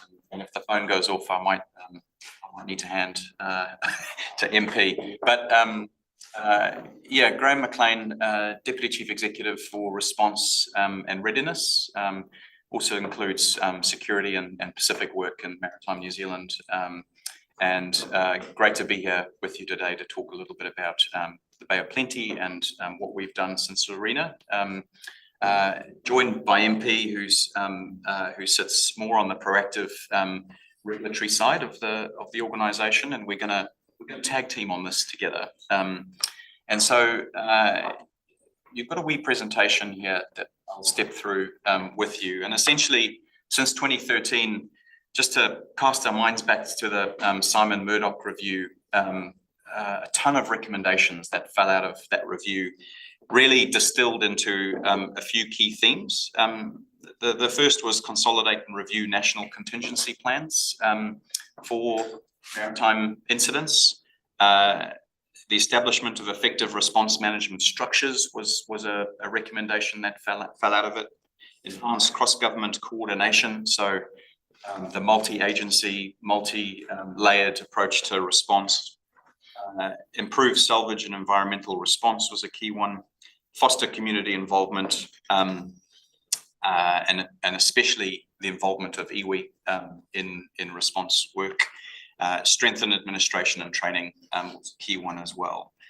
And I guess with those themes in mind, Maritime New Zealand went through a fairly substantial change process to lift the capability game for response activity, working with partners and international agencies too, to make sure that our layered response was fit for purpose for New Zealand's needs. We used RENA as our ground zero, if you like, for those preparations. And since then, and I'll walk you through the sorts of work that we've done to ensure that we're prepared, not just for ARENA, but for anything that may come at that scale and complexity. So in today's logic, if you were to fast forward to now, what we're seeing, and we might touch on it with any Q&A that you might have with future risks, we're seeing different types of hazards. There's obviously oil and containers that the ARENA presented, but we're seeing car carriers with EVs and lithium-ion batteries on them. We're seeing H&S hazardous substances that are new and unique, and new fuels as well that are presenting interesting challenges for the future of both shipping, but also the response to incidents. And so just to remind ourselves that for the Bay of Plenty, Maritime New Zealand really focused on what was needed to ensure that we had the right preparations and readiness in place. And the national plan that sits online, it's public information for the Bay of Plenty, really translates into some really tangible readiness and preparation mechanisms. We have contracts across the spread of companies and organisations, MOUs that cover equipment and training mechanisms for maritime incident response. And we put those into practice regularly. At a regional level, we train and exercise, and I'll touch a little bit more on that. The focus of our planning work is around readiness for the local area. So it's we do a national level training package, but we also run regional training tailored to the region. Most recently, and probably the third point on the slide, we do a fair bit of our training out of the Tauranga office for the Bay of Plenty, and that enables us to bring in the right regional people into the training scenarios that we run. I think linked to that, the equipment base that we have, and I'll talk a little bit more about what that looks and feels like. But Tauranga is the largest stockpile in the country, based upon where we think the largest risk is, based upon the fact that the port is the highest volume of activity. And so there's a logic there around why our equipment stocks in Tauranga are as they are, and the training translates to that as well. I think just a little bit about the model, and please feel free to jump in with questions as I go. There's three tiers of response that we talk about in maritime incident world, and I think the first tier is around at an operator level. So if you're a ship owner or a ship operator, you have a responsibility to look after your own vessels. There's an obligation and under SOLAS and MARPOL that means that you have the responsibility and obligations to take care of your own vessels. Tier 1 response requirements are quite clearly articulated and managed at a local level, so harbour to harbour,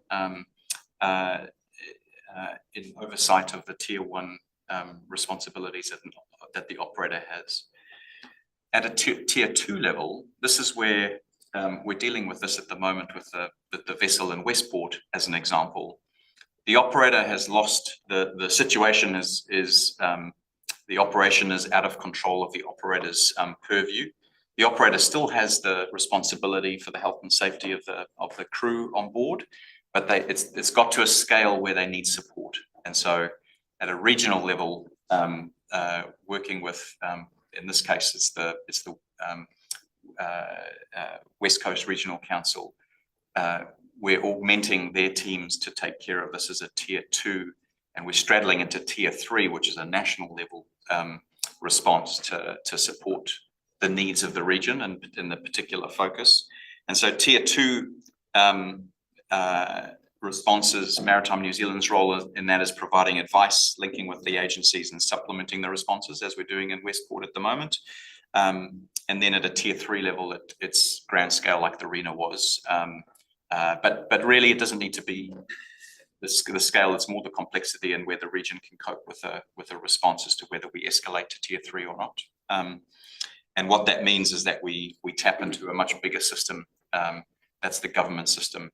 We're part of the national ODESC arrangement with Department of Prime Minister and Cabinet. And so if we need resources for a response, we tap into the government system for that, whether it's operational agency support through police and defence or even international partners.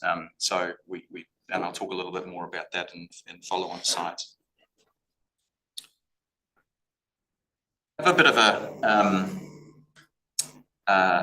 have a bit of a spread around the country, and we've designed our model based upon where we think the risk sits. To the point I made about Tauranga being our biggest stockpile of equipment, The other one is in Auckland, and that's the port in Auckland has a part to play in that, but it's actually proximity to Whenuapai, where that equipment could be moved by the Air Force to other parts of the country as well. And then we have those little blue teardrops there are stockpiles around the country, and what that looks like in reality are sheds with oil booms, skimmers, and sorbent material to assist with response requirements, particularly for oil pollution. It's the large portion of our response, but more and more the technology is evolving, and so a lot of our stockpiles at the moment have drone technology, for example, that enable us to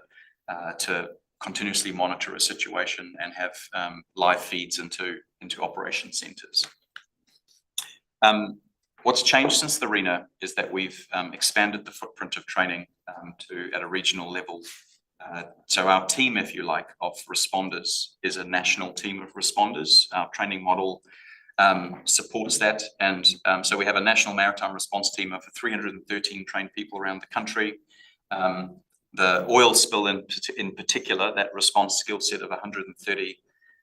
We've developed a wildlife response capability as well in partnership with Massey University, and I'll touch a little bit more on that. But what that means is that our skill sets and our capability is spread nationally, and when we call upon it, like we're doing at the moment in Westport, we bring in the local expertise into that team centre together with national capability connections. So I've got a small team that are connected into the bigger system that are based in Westport, but they're actually working hand in glove with the regional teams of local experts. And that model tends to work well. We took the lessons out of the Murdoch report and translated that into the response techniques that we use today. And perhaps a tangible example is our partnership with Ngāti Waewae in Westport at the moment, where the iwi are in the centre of the response team work, and we're using their cultural expertise to make sure that our response methods are appropriate for the barge on the beach and some of the considerations that are being made around equipment and service to those. So, cutting to the chase, what about the Bay of Plenty? What have we got here? What's important for you and your role? I've touched on the larger stockpile and that point around the stockpile in Auckland as well. If there was another incident like the RENA in the Bay of Plenty, we are better prepared today than we were when the RENA happened. We didn't have a stockpile here for one, and we didn't have access to the wider network of resources that we do today in terms of that response team logic. We're also connected into international agreements and arrangements that we didn't have in 2013 either. Came out. And the two that I think are most important to share with you are the AMSA and the OSR arrangements. And so we're part of a club, if you like, club-funded international response mechanism. It's called the OSRL, which is Oil Spill Response Limited as a company. They're headquartered for the region out of Singapore, but they have teams in Perth and Brisbane.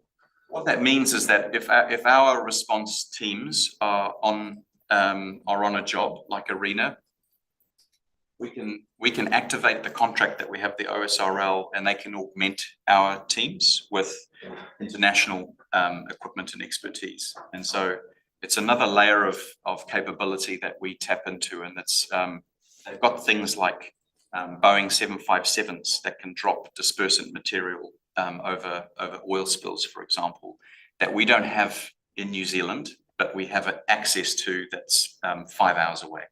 And so there's a connection into a much wider capability set. And in the Bay of Plenty, there's about 30 regional responders in the team here that are local and represent local expertise. Most of the responders are council staff, and so understand the mechanisms of emergency management and how we tap into that too. Just on that, and I think if we use the West Coast scenario that's playing out at the moment, The emergency management side of the work that regional and district councils do is really important as a partner mechanism for maritime response. We've activated the EOC in Westport, for example, and we're augmenting staff with emergency managers as well. So we talk the same language, we use SIMS as our basis for it. And so whether you're responding to cyclones or whether you're responding to oil spills, it's a common lexicon, if you like, for how we operate together. In terms of the strategy and how that works, I guess we've got much clearer lines of roles and responsibilities and capability generation that exist today that didn't exist previously. And I think what's important around those lines of responsibility is how we work. It's not just a line diagram with a hierarchy of tree. It's actually the how. It's the lines that connects roles together and how we operate through those. And so I feel like that's a much better model than it used to be, and it's based off both international expertise and best practice. We talk a lot with our Australian colleagues around comparing experiences when there's like this Westport example. Now we'll be sharing the lessons from that with AMSA in Australia and vice versa. So we have quite a rich Australian-New Zealand linkage, but we've also got the international community that we lean on as well. That strategy, by the way, is online and it's available for anybody to look at too. We will be updating it next year as a reference point, and that will be an opportunity again to engage with the Bay of Plenty to make sure that we're designing a strategy that's fit for purpose going forward, particularly some of those emergent risks that are available to look at through our risk profiling work as well, and we'll be testing that at a regional level too. In the Bay of Plenty, we've obviously got the regional on-scene commander, the ROSCs. Training really has been looked at from the ground up in terms of how we apply that logic now, and to meet the best practice regulations. And like I've touched on already, the contracts that we have really support and enable that to deliver it in a way that's world class. Other countries look to New Zealand for advice on this, and I think we're certainly seen in the region as the exemplars. We have something called the Pacific Maritime Safety Program, which leverages our orthodoxy in New Zealand and translates it into Pacific work. We're delivering it to 7 other countries at the moment. And the likes of the US Coast Guard and the Japanese authorities, maritime authorities, are looking to us to help guide how they do work too in the broader region of the South China Sea and other parts as well. We have to be super careful that we don't get stretched thin in those conversations. Our domestic work is our priority, but I think it highlights that we're working to continuously improve and be the best we can be with the capabilities we've got.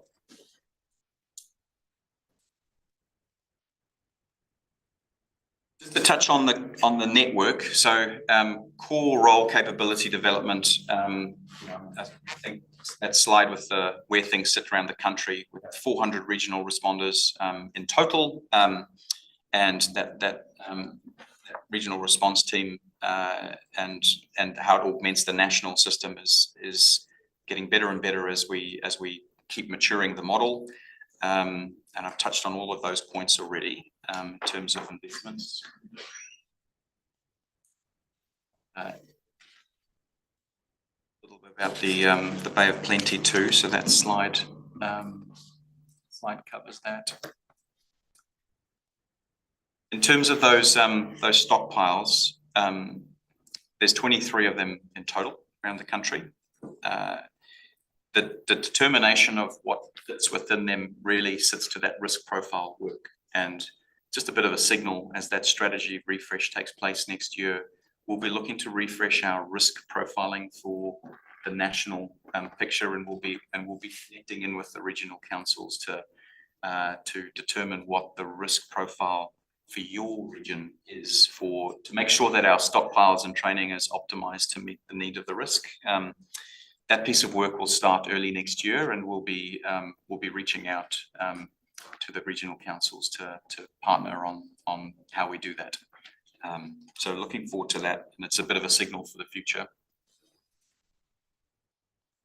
In the Bay of Plenty, and this is important for you, we've done multiple refreshes of the stocks here, and so we've done one fairly recently where you know the oldest bit of equipment that we've tagged is 7 years old in the stocks, but the average age is about 18 months to 2 years, and so you've got the freshest, most up-to-date pieces of equipment in the region here. And the team that look after the stockpiles in your area are really combine a lot of experience. Many of them have worked on the RENA and partnered together with the region on those, and so sort of feel like our relationships run deep in this patch together, and that's reflected in the experience. Of course, we can always do better, and as we're finding out with every response we do, it feels like the last few months have kept us busy. Aotearoa grounding in Picton, now the Westport barge on the beach. Every response gives us lessons, and we improve through each of those. But the model is designed to keep growing and developing. I think in terms of support arrangements, just to touch on that local expertise and how we work with memorandum of understandings. What's really important here is that we have since the RENA multiple MOUs that have been developed with Department of Conservation, FENS, Police, NZDF and Customs, which enable us to activate through our training those mechanisms for real. So our training is now, it used to be desktop. We used to get people around a table and we'd push a scenario around and we'd walk away and pat ourselves on the back.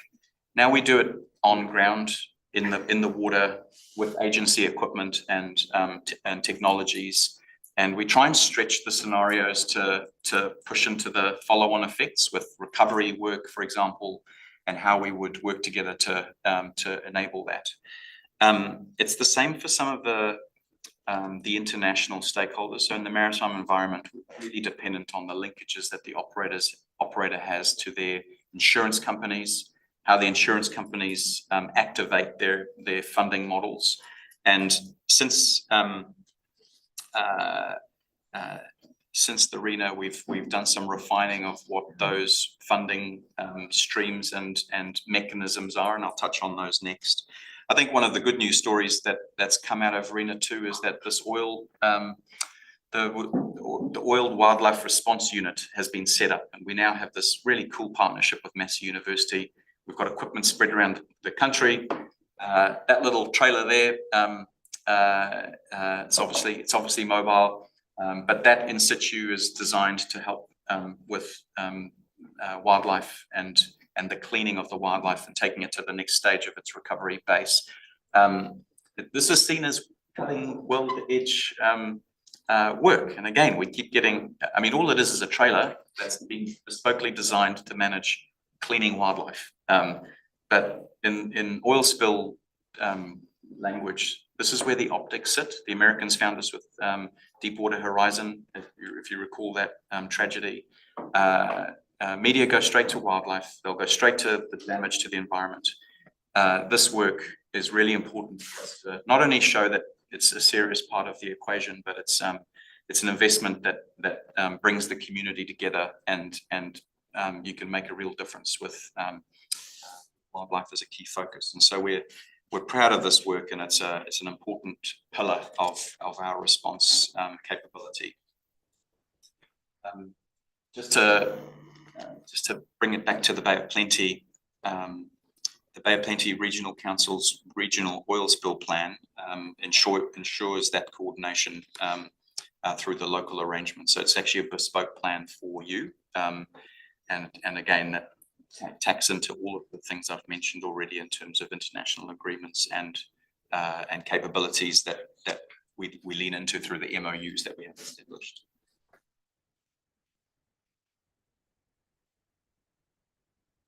You've done that.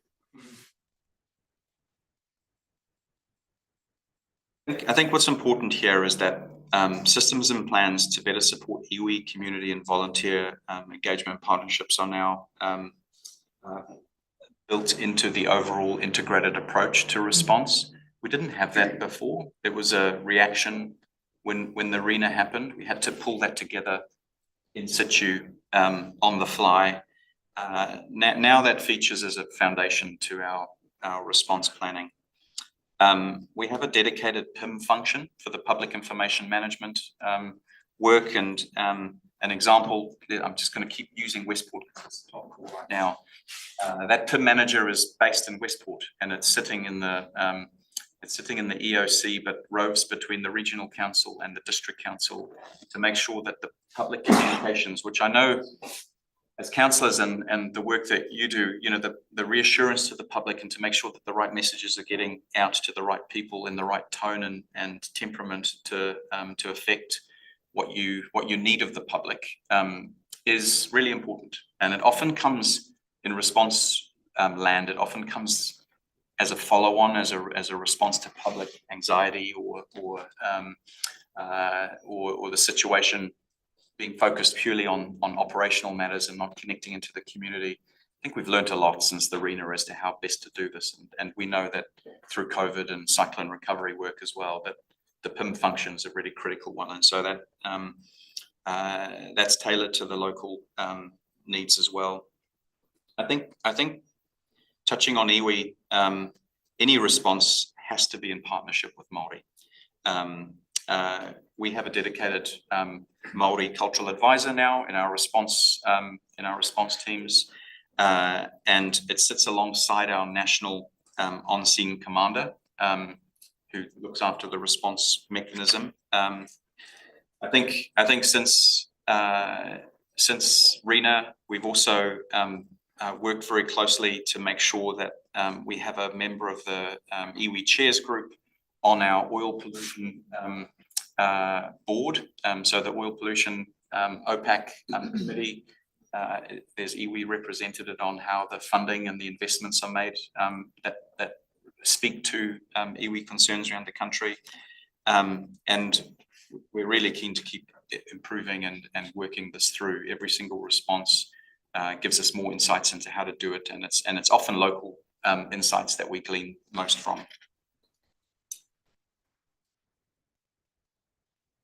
I think in terms of they have plenty, you know, what's clear is that all of our response training bring iwi into the fold.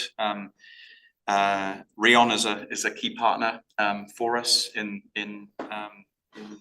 your networks, and as I mentioned, Carlton is our rep on the OPAC committee, and he's a really strong voice for iwi there, which is important.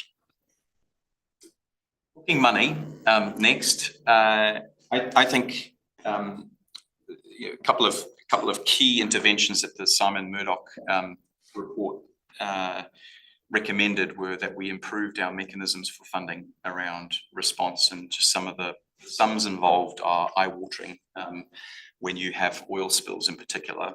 And so working with the Ministry of Transport, we've prioritised New Zealand's accession to both the Bunker Convention and the Convention on Limitation of Liability for Maritime Claims. This means that New Zealand can now access maximum compensation payable under those two convention mechanisms. We also acceded to the Supplementary Fund, which is a protocol of compensation for oil pollution convention. It's an international agreement, and what that means is that we can now demand our regulation for offshore oil, as an example, has to have a $1.2 billion financial security envelope to cater for response if it needs to. It's an international mechanism that most companies signed up to. New Zealand wasn't a signatory to it until after RENA, and so now we have that another level of financial assurance around it. We have an oil pollution fund, which is a levy-based funding tool that has a reserve to it that enables Maritime New Zealand to activate that funding reserve to kick into response. It really does buy us time until the operator gets its insurance matters in play, and that the P&I club or the insurance provider starts to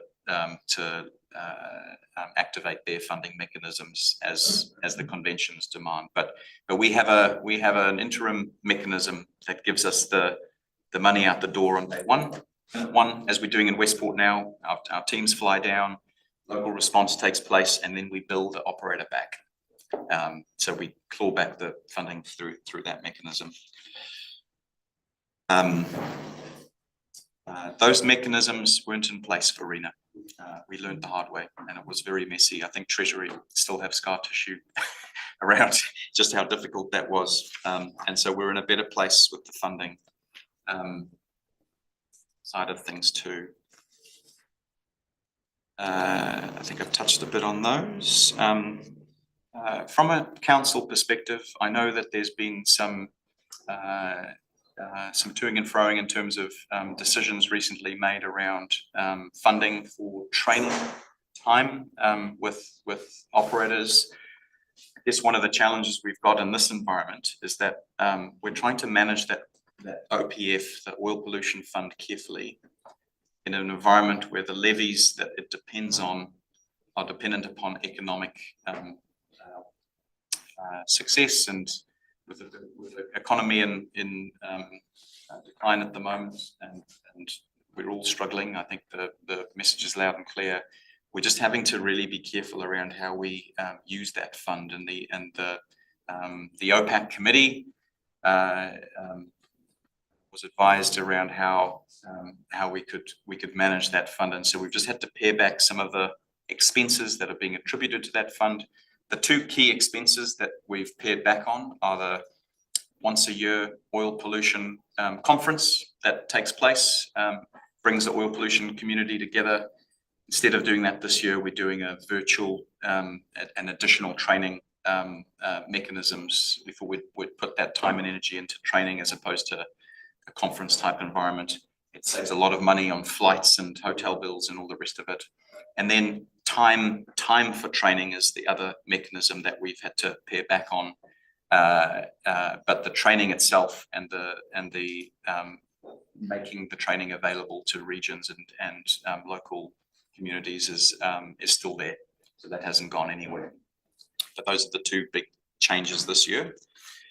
And I guess those are the kind of key points on the response side. I thought it would be good to let MP share just in terms of that's the kind of, if you like, the ambulance at the bottom of the cliff, how prepared we are for it. At the top of the cliff, to try and prevent the ambulance from being used at the bottom of the cliff. MP and his team do a heck of a lot of work in the preventative space. And you'd like to. Excellent, thanks Graham. A change that we've made over the last couple of years is we now have a dedicated team of people in our maritime inspections team. Their focus is on international ships or international size ships, the inspections and the associated audits with that as well. So we've got a spread of them around the country, the port state control inspections, your cruise ships, your logging ships, container ships, all of that sort of thing. A dedicated team, and that's all they do. Locally based, but with a national view, we do move them around the country where we need them to be. But yeah, so our numbers in terms of those inspections of those ships coming in has increased massively in the last couple of years. And as I said, that's their sole focus is on that size vessel. Well, thanks, Graham and MP. There's bound to be some questions, and I see Councillor Van Dellison. Thank you for such a thorough update. That was really appreciated. I think that there's many of our councillors who weren't actually regional councillors at the time of the RENA spill, and I think it would be good if you could, Graham, just identify to us the funding mechanisms that we actually achieved there.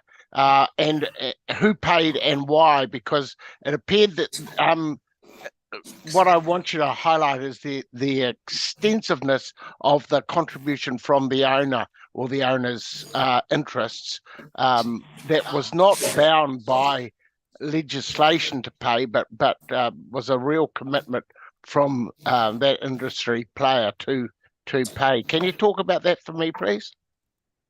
Yeah, I think, Andrew, thanks for the question. Yeah, we learned a lot through that process, and it was, like I say, it was quite a messy financial scenario to work through. If we look back at what happened with Arena, the operator took a while to gear into working through with their insurer how to release the funding from the insurance line to support the response and the recovery work. Once it kicked in, it worked okay, and it cost hundreds of millions of dollars in overall response and recovery work. The challenge we had, if you recall, was upfront. The first few weeks and months of that response, there was a gap because the operator and the insurance provider wanted to really understand the modeling for expense, the claims that were going to be made. They wanted to get all that detail right before they started to release funds. And so we had this really awkward dance with the operator and the insurance provider around who was paying what when, and we needed to get boots on the ground. We needed to make sure that at a local and regional and national level that our mechanisms were well greased and oiled for it.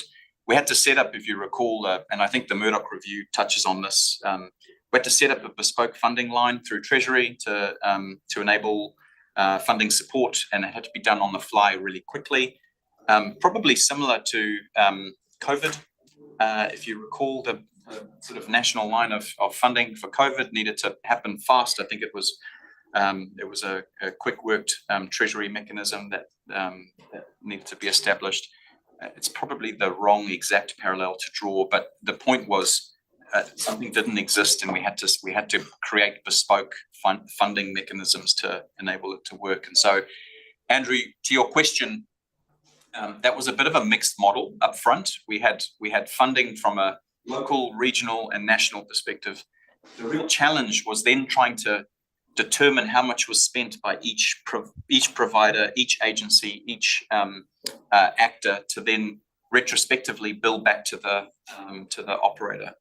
And we're in a much better place now with our training and mechanisms. We have incident management systems. We have MOUs with those agencies I talked about, including at a regional council level.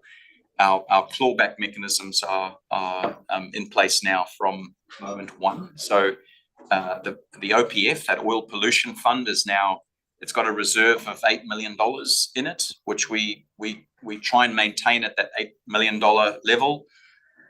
That gets used really quickly in a response that size, but it buys us enough time to activate a Treasury mechanism if we need to. But actually, more importantly, the operator and the insurance industries are now better prepared to respond fast with their funding lines. Thanks, Chair. Thanks for that. A couple of outliers in terms of your stockpiles. I understand the relevance of Whenuapai and Ohakea. The north, I presume that's because that's where Massey is. What about Horotū? And sorry, what's the question? Question is, on your map up there, all your stockpiles were marine based. Horotū's not. It's an hour from Auckland, an hour from Tauranga. So we also cater for stockpiles where we think there's risk associated with inland, so waterways or lakes, and we work with district councils on those. So the Massey, you're right, is a connection to the university and actually the oiled wildlife units themselves. And the Horotū is a stockpile designed for freshwater response. We've got one just the hardest area for response in our national system is Fiordland.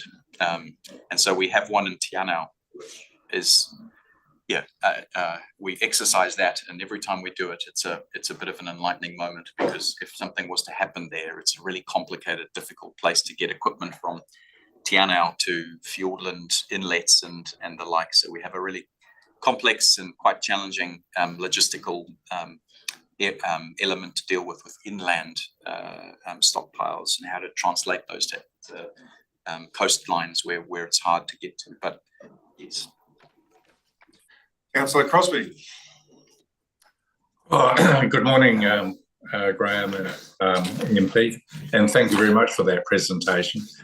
Just as a disclosure, I'm not sure if you're aware, I was the Mayor of Tauranga during the arena issue, so I'm quite sensitive about this issue, I can assure you. And after the movie came out about taking back our beach, I was reminded about the Simon Murdoch report. So I wrote to your CE, Kirsty, about the outcomes, and just as you've articulated, and I do want to acknowledge the enormous amount of progress that Maritime New Zealand has made, both from strategy planning and risk assessment. So congratulations on that. With regard to the Tier 3 response, though, I have to say I've still got this little niggle in the back of my mind as a result of the arena and also the progress you've made. If you look back from the arena, even during the arena, you know, a small container ship lost power going out through the entrance of Tauranga. A log ship's rudder fell off not that long ago, just out off the bay here. The ferry, as you know, decided to turn right, I think, in a hurry down the Sound. And of course, now you're dealing with the barge.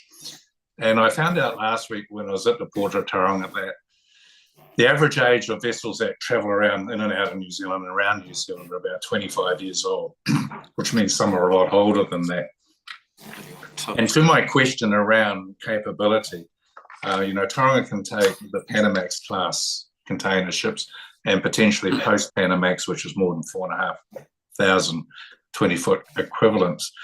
And one of the problems in the arena was, and I'm particularly talking about oil here, Graham, was we were hopelessly unprepared, as you well know. We didn't have a receiving vessel. When they turned the power off, you know, the stuff went to Vegemite, and they had to manufacture on site in Tauranga, and they did a tremendous job going 24/7, you know, auger hoses, etc. Can you tell me now, and I do acknowledge the international conventions too you've signed up to, particularly with salvors and experts, you know, as you say, in Perth and Singapore, maybe Brisbane and other places, but that takes days to get here. And this was the issue with the arena. We lost about 4 days before a storm came while equipment was trying to get here to support the salvors, who were amazing people, I might add.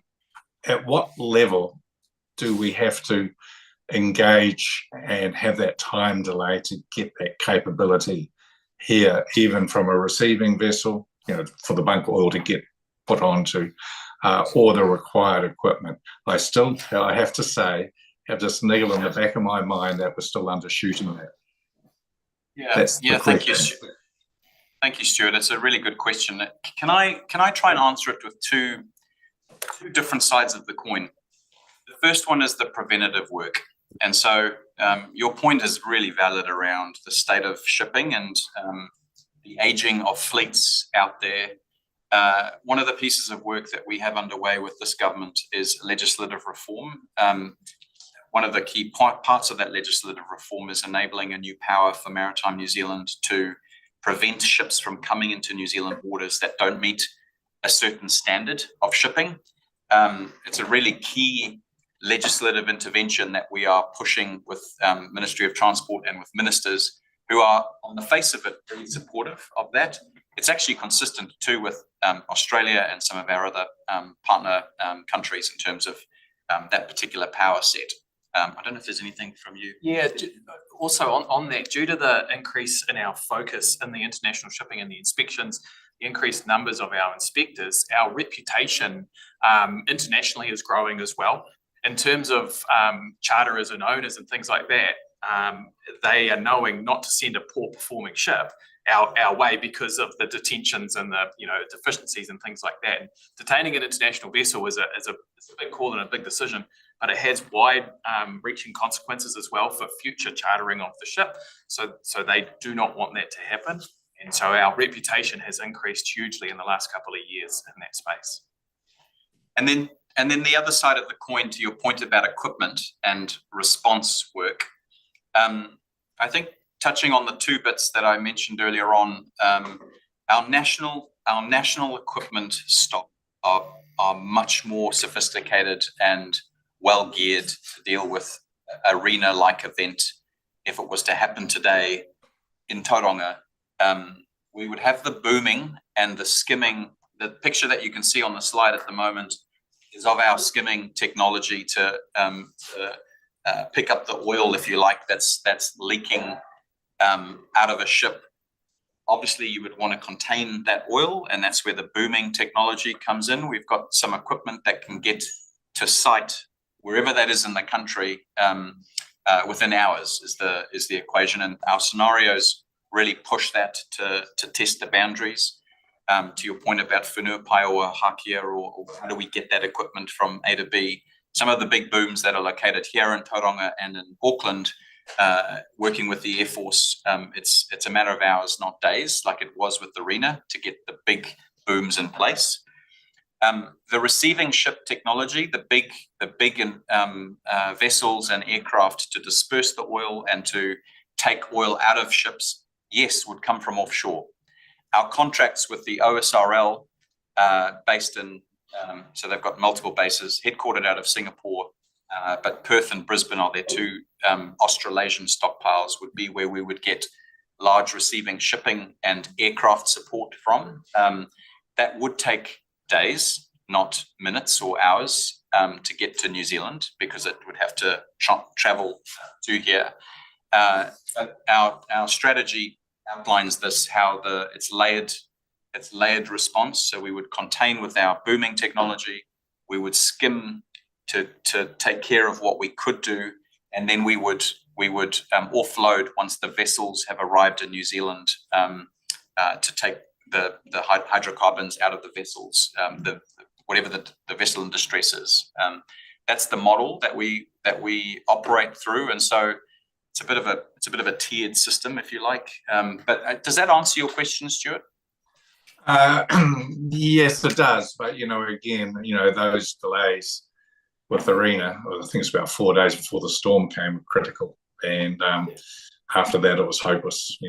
The oil went and ended up on the beach. But I do want to again acknowledge the significant progress you've made. And I guess my final comment is that if you ever need support in lobbying for resources, I'll give you my phone number.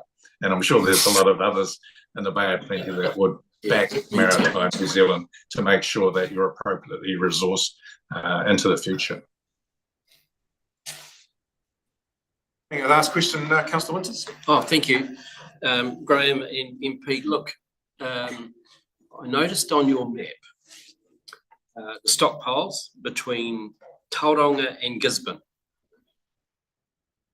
Huge coastline between the two. And it's no surprise to my colleagues that I spend a bit of time up on East Cape. I look out from the deck and I see a lot of these freight liners, and I see a lot of passenger ships cruising past. And I know they're passenger ships because they glow in the dark. They are just lit up like anything. And I'm thinking, boy, you're in close. That some of them cut the corner real tight. Now, I don't know how you monitor that, but some of them are far too close for comfort when they're skipping around the East Cape. So that's first question. My second question, my next point is, through our maritime division, we're going to be having, through my harbour master, we're going to be having a bit of a container of booms up at Waihau Bay, so that we can do some localised prevention. We'll get some volunteers on board, because you may be aware there's about a 3-month window of southern bluefin tuna flicking around the Cape. And on big days, you have about 250 boats, recreational boats, going out of a little harbour, Waihau Bay. It is chaos. It is absolute chaos. I'm convinced there's going to be some incidents and we're going to see oil. So hence our goal of having booms, skimmers, whatever up there as well, just for localised. So that's what we're doing locally. Then my third point is I've had the privilege of sitting on our Navigation and Safety Bylaw Review subcommittee, and we're reviewing all our bylaws that we operate through the Harbour Master. And there's been two issues that have come front and centre that I'm thinking, wow, that's beyond our scope. And I'm wanting, and I'll read the it directs staff, this is our staff, to include an advisory note within the Bay of Plenty Regional Navigation Safety Bylaw of 2024 to show an intent to consider the alterations in bylaw before the next review. The first one is an extension of Astrolabe Reef exclusion zone for vessels over 500 tonnes, gross tonnes, for the purpose of navigation and safety. I would have thought that would be in your ballpark, that you could do it as of right. First question. The second one is, second one is East Coast shipping route to investigate the use of navigation safety bylaw power to enhance safety aspects on this road. So this is my first question. Aspects of this coastal route. So we're having to alter our navigation and safety bylaws for those two things. And I'm thinking, why can't you do it as of right? Oh, there you go. Thank you. That's a really interesting set of questions. Maybe can I start where you started with the local booms and skimmers and the. I mean, it's a really good point about surge and small ports and wreck craft activity. I think just on that, as a risk setting, New Zealand post COVID had the surge of people buying boats and interested in spending their money not on overseas holidays, but on recreational craft. These are big boats too. These are not little tinnies. These are 8, 10, 9, 10 metre boats. So what I would say is that if you have a concern about the risk there, very happy for my team to partner with your team and make sure that we're looking at that with the bespoke arrangements. If you need more equipment, we can provide that. If you need more training and education for the local community there, we can provide that as well. There's a partnership model there that I'm very happy to connect afterwards on specifically. I have a master to talk to you. Yeah. Please pass on my contact details. We can do that. Then to the next set of questions around bylaws. This actually comes back to the point I made with Stuart and regulatory reform. So we're going through a reform program at the moment. There's a philosophical part to this, which is how much local control you have over bylaws to suit local needs versus national settings for national needs. And it's the perennial debate about how we go about setting the right combination of overlap and underlap in those. For the two examples you've just given, Astrolabe and the East Cape Passage, I think that's worthy of a conversation in terms of if it's risk-based and evidence-based issue at a local level, and what I'm hearing is there room to explore how this could be a national setting? Very open to having those conversations with a regulatory reform mindset around what the sweet spot is. I think just putting it in the centre of the table, though, that we want to be able to do that in a way that maintains local control over what matters locally.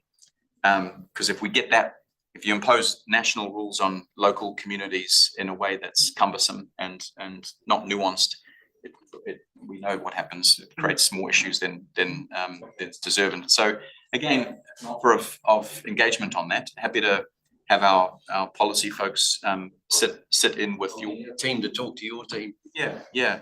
And then just your point about cutting corners and whether there's a are we monitoring it and have awareness? We do have a national system. It's called Kahupapa. It's a GIS and AIS based data set, and what it does is it runs 24/7. You can access it actually from our website. I'll send a link through because it's a situational awareness tool that is it live? live. It drags information in. And one of our concerns is that not everyone uses AIS. It's a discussion at the moment around whether that's a regulatory reform element as well. But even if you made it a rule that people used AIS, you can just turn AIS off. So if you've got nefarious, it's not a sweet spot solution to situational awareness writ large. I can't give you the details to this, but I can give you assurance that we partner with the NZDF and we have their intelligence picture, which picks up all activity, AIS or not, based upon technology we can't discuss in open source, but our overlay of situational awareness brings that together on a tool that we use in our centres, and your people, when they're doing training, will get more and more exposure to some of those tools and techniques as well. But if there's any specific examples where people cut corners and they breach, or there's a risk threshold that you feel is being regularly, please connect us into those. I'll be looking onto your live spot as I'm sitting on my deck. I'll click on the live stream. Thank you.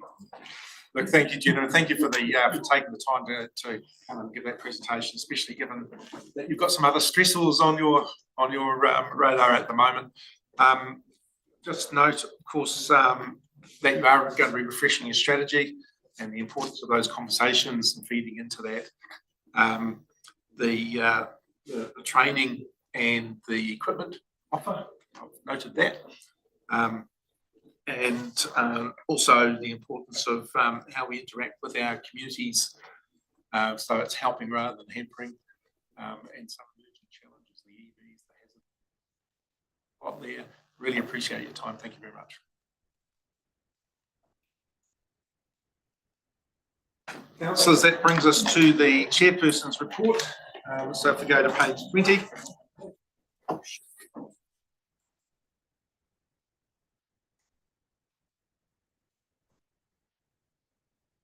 I'll just speak to that, Chris, very briefly.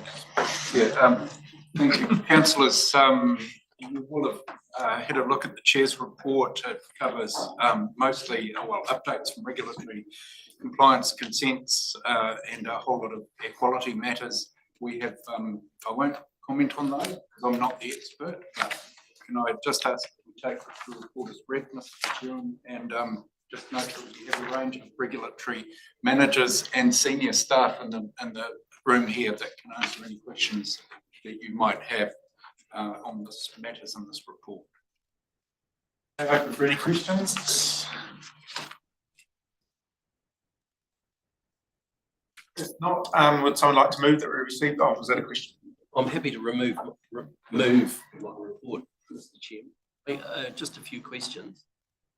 Hi, Stephen. Page 23, and it was just a sort of a second paragraph. The appeals for Aotearoa Marina consent have been resolved through mediation, and staff expect to be able to provide an update on Genera appeals during this meeting too. So is there anything to update us on the Genera appeal?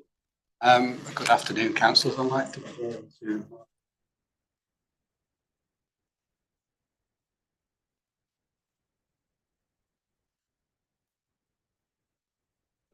I know, we're prepared. Hi, Ella. Sorry, can you repeat the question? Oh, just the Genera appeals? Oh, yes, the timeframe for that's been extended again. So we're expecting to hear the 6th, I think that's this Friday, as to what's happening there. Potentially it may be withdrawn or we're going to court relatively soon, so. The update is no. Yeah, it was meant to be provided at the end of August, hence I expected to be able to update you more thoroughly on it today, but no. And can I ask, thank you, Ella. So, and then on page 25, we've had 3 monitoring sites have been removed in De Havilland Way, Rail Yard South and Soft Point, and we've got them in Poacher Street Rail Crossing and Ranch Road. But I see Ranch Road, and I'm not sure who's going to answer this question. A Ranch Road is outside the airshed. Why did we put it outside the airshed? I think I can answer that. Shane wants to come forward too. The site that we have on Ranch Road is in the residential area where anyone can be in 24 hours. So in effect, we've been in the residential area and been a reference.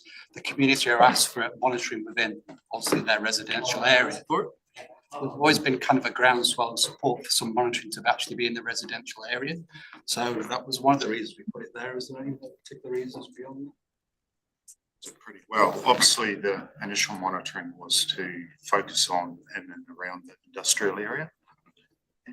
Focus on that first, get a picture of what's happening there, put controls in place, etc., and then move further out with the understanding that the concentrations, etc., will be closest to the source. And at that time, we were focusing on the port and some of those large industrial activities within the issue.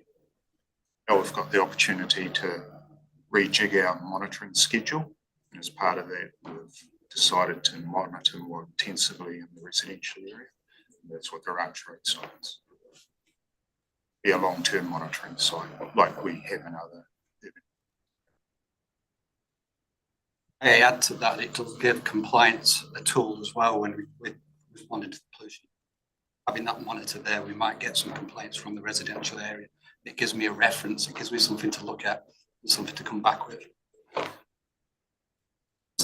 Just to clarify, on page 26, we've got the nice picture, the monitoring program. So we've got yellow dots and green dots on, and we see the Ranch Road one. So the yellow dots are the indicator sites. So you can't prosecute with those indicator sites. You can only prosecute with the reference monitoring sites. Is that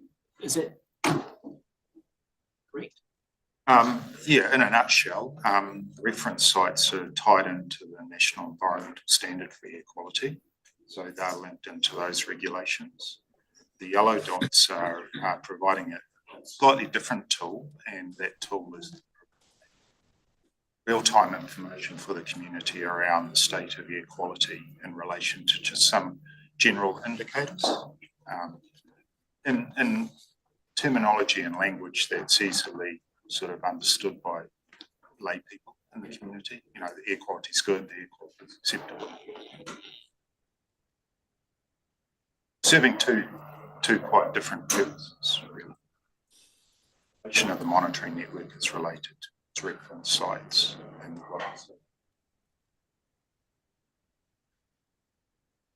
Councillor Nees. Thank you. Thanks for a thorough report. I've got a couple of questions really, two on the report and one on another matter. So firstly, on page 23, there's a section of legislative changes, and I know it's early days, but do we know what the changes to the coastal policy statement are likely to drive for us? Will that need another change to the regional policy statement? And the other item that's raised is that we would no longer be able to on-charge the cost of consent condition reviews, and that they have to be borne by council. And I'm quite interested to know what justification is given for that change, which could be significant for us. So they are the two questions on the report. I'll answer those. So in terms of the New Zealand Coastal Policy Statement, the changes haven't been formed yet, but what they're talking about changing is enabling more so for infrastructure and for marine farms. And some of that they're contemplating is changing. There's quite a bit of policy in the New Zealand Coastal Policy Statement around avoiding significant adverse effects on certain features. They're wanting to soften that when it's for infrastructure or marine farms. So we don't know the exact detail of what will be put forward, but it's kind of aimed at making things easier for infrastructure and aquaculture in the coastal area. And potentially, depending on what it is, it could flow through to meaning that some of our coastal plan may be out of sync with the coastal policy statement and therefore need. So in regards to the marine farm extension bill, that's passed its third reading now, so is imminent. Not sure of the real justification for putting the cost of a review onto ratepayers. Personally, I'm not in favour of that, and we submitted against that. But that's what the select committee have run with, unfortunately. Okay, thank you. Well, the other question that I wanted to ask is very conscious that we have a large number of consents, pre-RMA consents coming up in 2026. And I just wondered if we could have a report at some time on our plan, how we're going to actually manage that. For example, are we going to initiate early communication with people well in advance? Are we going to chunk them and do them catchment by catchment if they're the same sort of water consents? All of those sort of matters, it would be really helpful for us to get some report which will give us some assurance on how we're actually going to cope as an organisation and what the potential resource requirements are going to be, and is it going to cost us any more for our consents activity during that period.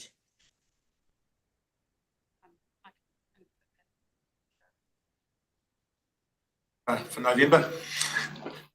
Councillor McMillan. Mine's just really to congratulate Hayley Sheridan and the compliance team as well. It's like navigating some really tricky case there, and I suppose it talks to us having our in-house legal counsel and the positive impact of having made that decision down the road that we did. So yeah, congratulations. Councillor, make sure I relay your favours. Councillor White. Yeah, kia ora, thanks for the report. Page 22, it mentions Tākī HC as one of the fast track consenting groups.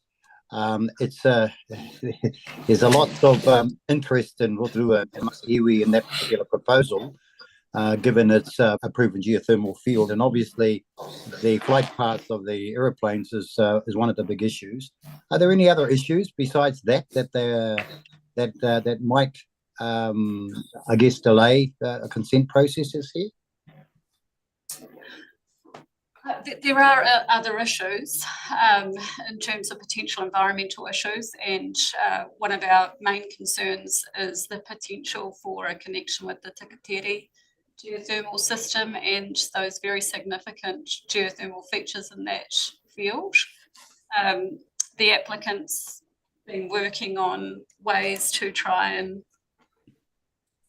mitigate that risk, I suppose. In terms of a decision date, the panel have issued a minute that confirms that they will be making their decision by the 8th of November, if not prior to. So we're still moving towards 8th of November for a decision on that application. Okay, thank you.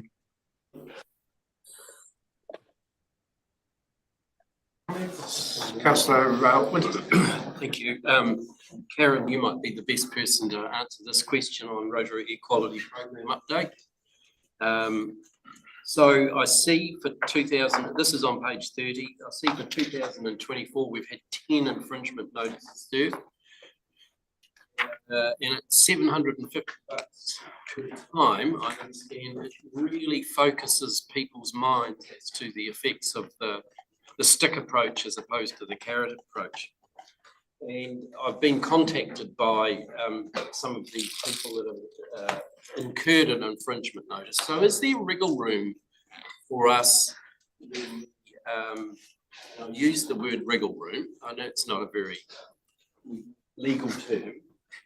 So if somebody has, say, didn't know about it for a whole lot of reasons, and I've got an infringement notice, and they said, oh, well, I'll change my fireplace, blah, blah, blah, straight away. Is there wriggle room to use that $750 for a fire as opposed to the fire plus the infringement notice? Do we? I'll leave that up to Stephen to answer the other question, but just to keep in mind that I find it hard to believe that people don't know about it. Some people Me too. Most of my career has been spent working on Rotorua with this council, so it's quite something like 16 years, yeah.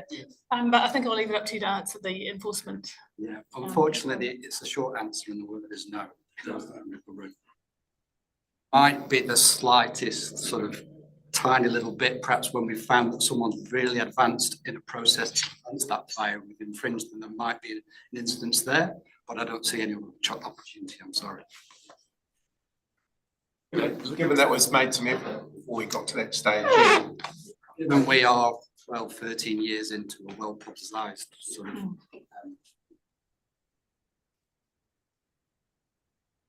knows the answer, right?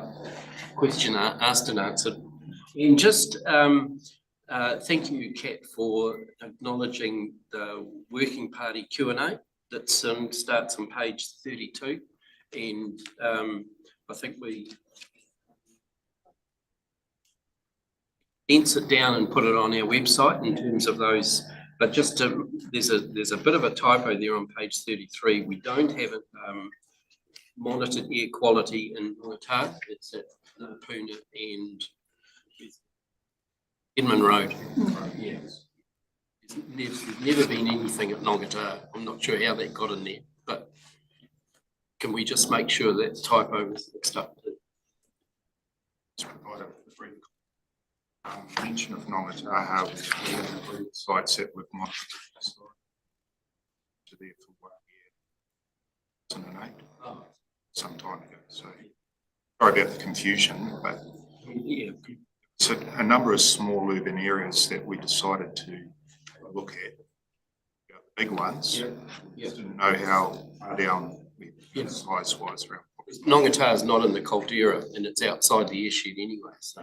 And those are some of the reasons why it's not in the issue. It does behave quite separately and differently from what we've experienced in around Road. It needs to be before it goes on our. Add a few words there just to clarify that. Document table this morning that refers to the page 41, is it? That was another small. Three.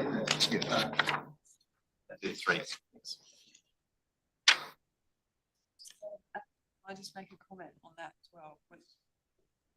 That's going to be edited and updated before it's sort of a Q&A sheet on our website, etc. This is semantics, but on page 43, when it talks about what we do as public about this massive issue, and it talks about walking or biking to work, get an electric car, or at the very least ensure internal combustion vehicles are well maintained. We need to be encouraging people to catch a bus. You know, that's part of who we are. So if that can just be built into that with car sharing as well as another option, public transport. I know it's a detail and it's not really the sense of this thing, but it's kind of cross organisation. We need to be flagging that at the opportunity. Thanks. Okay, the Chair's report has been moved to be received by with it, seconded by Councillor McMillan. All in favour?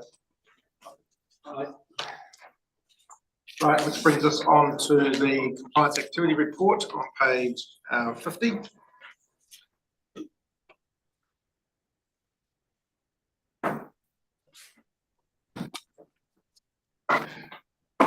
Thank you, Mr. Chair. It's just an annual report to update on our compliance activities for the year, so conscious of fairly long discussion this morning, so happy to take it as read.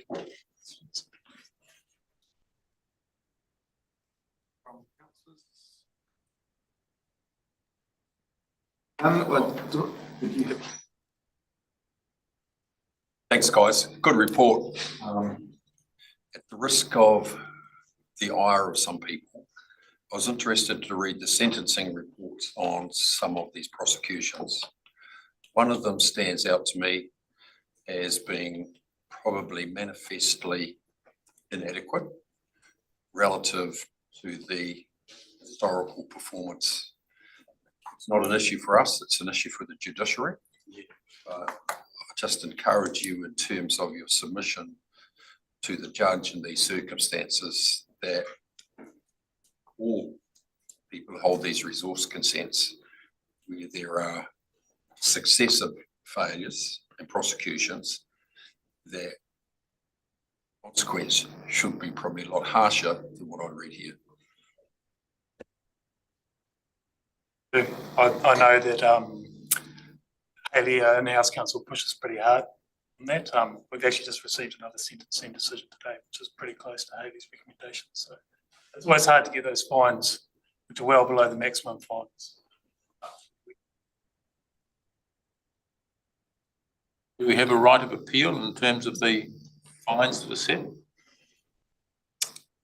That's a very good question. I'm not sure on that, to be honest. Find that one out and get back to you. Don't. It's told that we do. Thank you. I know, two opinions. Well, I'm not legally trained. Disregard. I would say that the fines are set across the country, so they balance those sentencing fines on other comparable cases across the country. So it's something that we work as regulatory managers across the country to try and push them as hard as we can and raise that awareness for the increase in fines, and they were increased under the NBA before they was appealed. So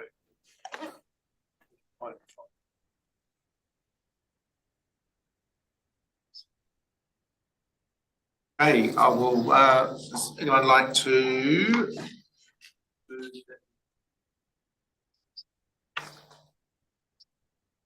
And then seconded by. Well.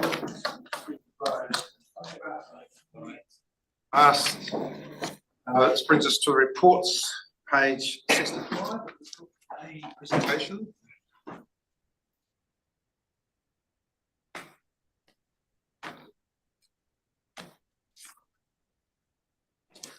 Thank you, Chair. Good afternoon, councillors. Firstly, just want to introduce Rome Pravette-Stanaway. Rome has come up through our dive team for our graduate program for the biosecurity dive team, and has just recently moved into a biosecurity officer's role. And she has facilitated the preparation of the annual report this year on behalf of the team. Also just want to acknowledge Shane Grayling in the background there, who also had a lot of input into both papers, and Shanahan, who provides data management support to our team and also the catchments team. You know, and Ian is also critical in the help of preparation of these papers.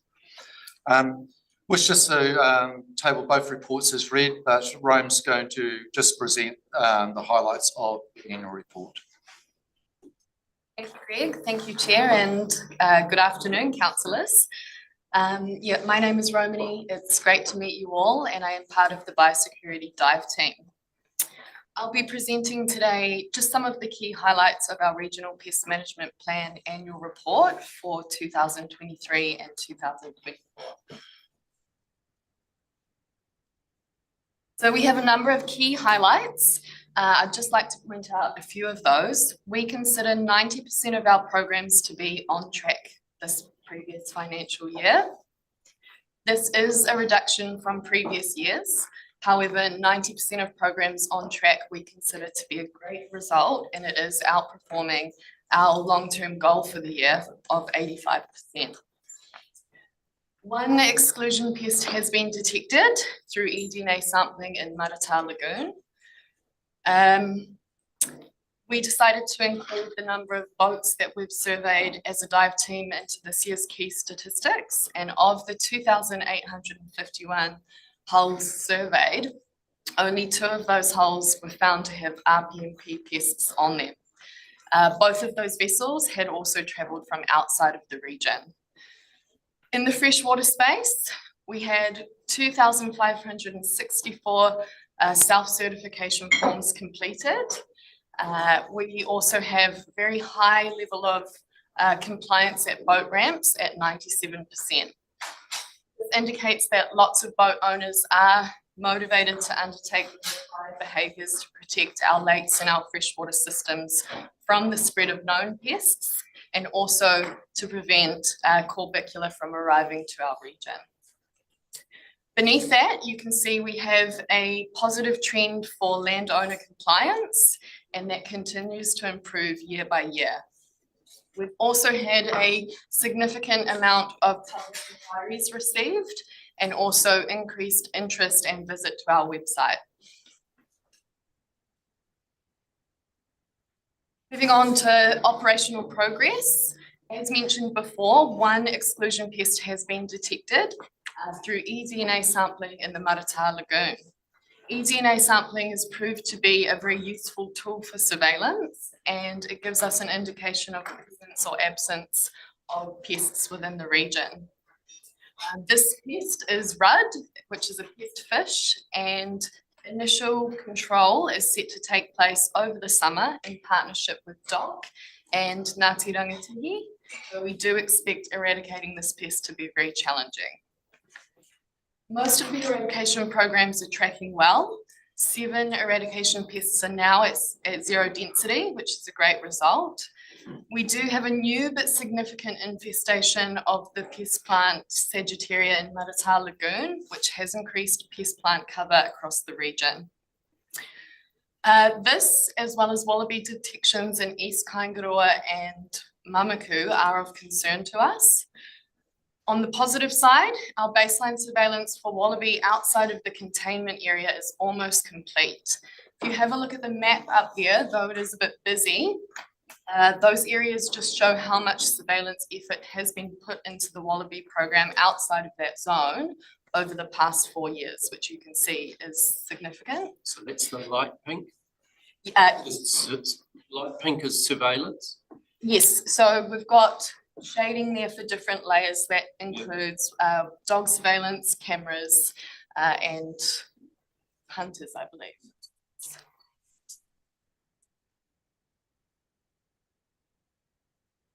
See it, how far south are you going? Is it? Through you, Chair, you'll see the dark shadow at the bottom left as you're looking at it is Lake Taupo. So right, it's coming right down to the Maritā. Yeah, top of the headwaters of the Rangataiki.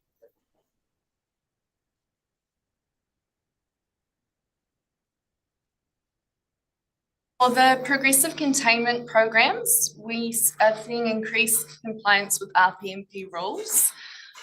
This is largely due to engagement with landowners as well as advocacy and education campaigns. In the marine biosecurity program space, we continue to track well, with fewer fan worm sites being found this year, and also no club tunicates being found. Challenges remain with some programs. Asian paddle crab is one of those. We are seeing increased infestations of paddle crabs despite control efforts and partnerships with Mana Whenua for that. As well as that, we do have challenges with wild kiwi fruit infestations, which are increasing in pest plant cover across the region.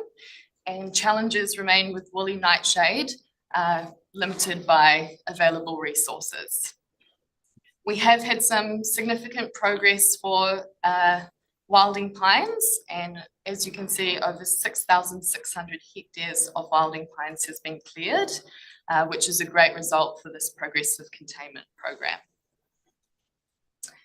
Our public engagement continues to be strong and is something we're really proud of. We owe big thanks to our communications team for this. They've been very busy at delivering lots of very successful and well-received biosecurity messages to the public this year. A great example of that is the Woolly Wipeout campaign. So this is a bit of a victim of its own success. It started with humble beginnings, and the campaign provided advice to community or landowners, as well as kits for small-scale woolly wipeout or woolly removal. This has quickly become very popular, and it has outgrown our ability to resource it and is currently under review. This campaign, along with lots of other awareness campaigns, has led to a significant increase in visits to our website, which is great. This indicates to us that not only is the community more aware of pests, but they are also motivated to undertake the required behaviours to help combat those. Oh, I pushed the wrong button. You didn't get the slide with that. Would you like a minute to just have a look?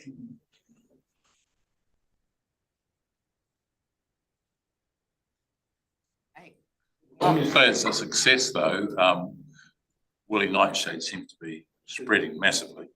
Yeah, it's the campaign that's successful. The campaign success, but not the result. Yeah, so it's providing landowners with the ability to remove woolly nightshade from their land or their properties on a sort of small scale. And that was a very popular way to get the community engaged with our websites and also actively, wiping out their woolies. But we've out-resourced it, haven't we? Yeah, so basically it's been one of these things where the demand from that program is now interfering with staff's time to be able to deliver some parts of their core work. So it's a good problem to have, to be able to have that level of engagement on a problem where we've probably historically struggled to get particularly lifestylers and small property owners to cut the one, and normally it's just ones and twos, but to get them to actually engage and actually deliver, what they're meant to be doing. So it's been a nice way of us being able to talk, to engage with them, make sure they understand the rules, and provide them with the resources to be able to maintain and control stuff on their property. Can I just raise the issue with woolly nightshade? This is potentially one of our most riskiest pests, in that it could absolutely decimate our kiwi fruit industry, for instance. And to say that we haven't got the ability to resource it, I believe it is the onus is actually on the landowner we have to demand they do that, so that takes staff time, and I understand that, but the landowner should be responsible. I've got a case here where I sit at my home, and below me is Takatimu Drive, the motorway, and there's a whole green belt right along there, and lo and behold, right in that, within that green belt is heaps of woolly nightshade. And when I say heaps, there's a few plants of it, but several, not just one or two. And that's within Tauranga City's boundary, between I'm talking between 4th and 8th Avenue. But on the side of the motorway in that reserve area. I mean, when are we going to take this pest seriously, and when are we going to actually ask our territorial authorities to take it seriously as well? Because it is totally irresponsible to have woolly night. It's such a bad example to be allowing it to flourish in our parks and reserves within the city boundary. For you, Chair. So the RPMP makes it quite clear that the landowners are responsible for woolly nightshade control within the progressive containment area. In the Western Bay and the Far Eastern Bay, it is a boundary control issue. So landowners are responsible for the control of woolly nightshade across boundaries where the adjoining landowner is a compliant landowner. Is the NZTA bound by that requirement? Technically not, although we do have an MOU with them about working with us to support the intent of the RPMP. And I'm aware that this is a,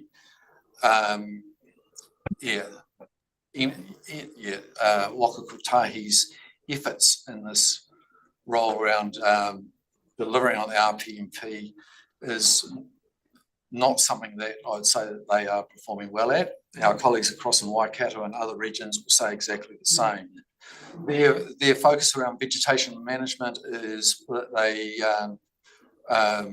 they prioritise view shafts, so making sure that traffic have, it's not a safety issue. And that's where they focus their vegetation management. But that's not to say that we do have an MOU with them. They have said that they will support the intent of the It's like saying a dairy farmer's job is to produce milk, not to keep the land clear of pests. It's the same thing, isn't it? Absolutely. Roman, getting you to finish your presentation. Well, yeah. Moving on to collaborations and partnerships. So our collaborations with partnering agencies, organisations and mana whenua continue to be strong and is something we're really proud of. It's also vital or instrumental to the success of some of our programs. We continue to work with mana whenua for wilding pines, feral goats, terrestrial and aquatic weeds, and also Asian paddle crab. Our support for the TNBC has meant that awareness campaigns have occurred across the West, and this year we also hired a marine biosecurity advocacy summer student for the first time to engage with the public as well on some marine biosecurity issues. We benefit from strong support from these agencies, particularly Biosecurity New Zealand, for wallabies, Kodi protection, feral goats, wild pines, wild kiwi fruit, and also marine biosecurity. We have strong relationships with science providers like the University of Waikato, NIWA, and Ngāti Te Whenua as well. So very, very grateful for those relationships.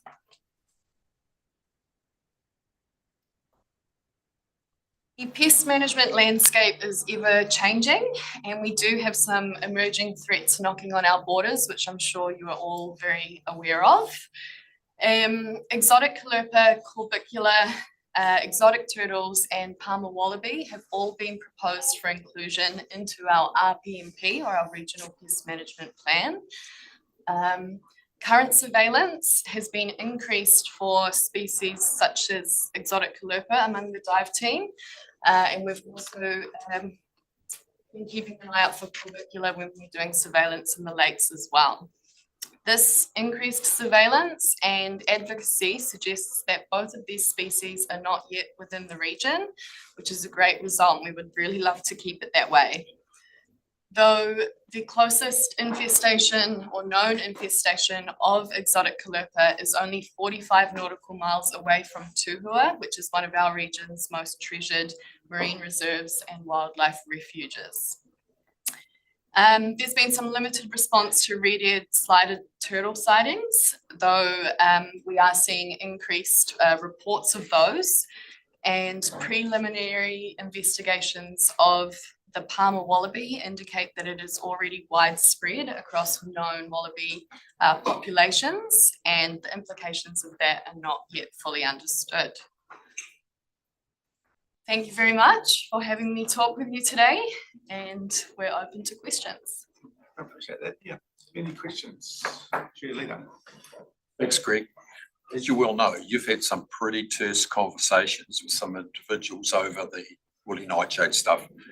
Look at the suite of work you got there in emerging threats, and I think we really run the risk of having of everything, as opposed to really concentrating on which ones do you really want to nail. I'd suggest you think about that and come back to us, with a reprioritization, because you can't do everything. For you, Chair and Chair Leader, you did right. This is increasingly getting to a point where we need to be very focused on probably the things that we can make an impact on and do those things as well as we can.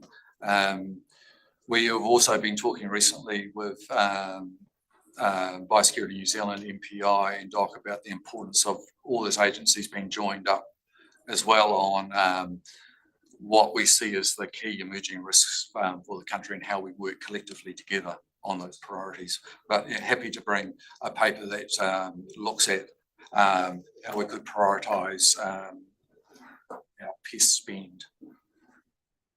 So that's what's wanted. And to supplement Councillor Shirley's comment about NZTA, I mean, you drive around the Eastern Bay, already the roadside is just crawling with woolly nightshade. State highway through to Kadikadi. How can you have a constructive conversation with landowners about dealing with stuff on their place when they drive out the gateway and it's all down the roadside? I mean, there's got to be some hard conversations had with some people.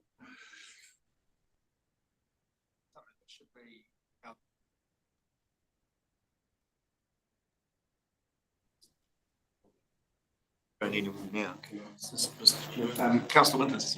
So, yeah, I concur with Chair Leader in terms of the woolly nightshade and the map on page 200, Greg. I mean, it goes all the way up to Hawaii,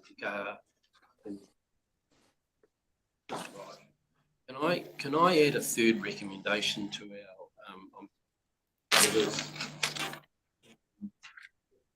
that we this forum 65 right to NZTA and in terms of their responsibility as a landowner to ensure that the roading corridor is free as part of our pest management,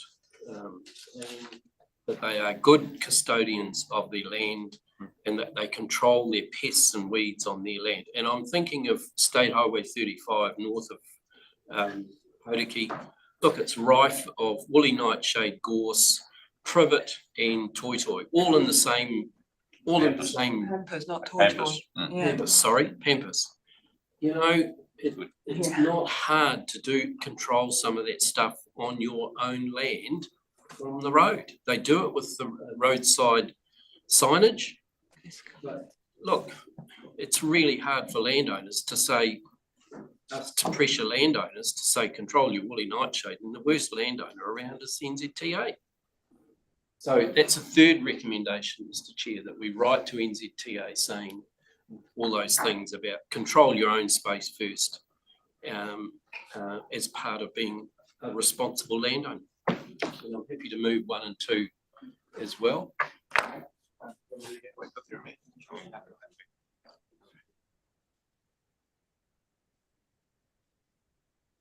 Yeah, while it's been gushing up, we're here for Councillor Shirley and then Councillor White. My question was the detection of the rudd in the Matata Lagoon. Was that just one fish or? It's actually eDNA detection, so we know that they're present there. We haven't done any DNA type. Yeah, so it's just DNA, and we've done repeated testing there, and the 2 tests confirm each other. So what's the source of it? We don't know. We know that they're rudd, and they have been rudd in Lake Maclaren for decades now. We are also aware that coarse fishermen do spread these things around for their own benefit from time to time. So that is a potential source. They wouldn't have got there by themselves. No. Councillor White. Yeah, kia ora. Well, thanks for your report. Just thinking about where we're at with all of these pests, it seems that we're continuously fighting fires. And I'm looking at the fact that coming down, this whole new species coming our way as part of climate change, changing temperatures and oceanics and so on and so forth. Is there a sort of a map of predictability in the way these pests are coming down? Because we can fight what we know, but we also know that there are changes coming our way.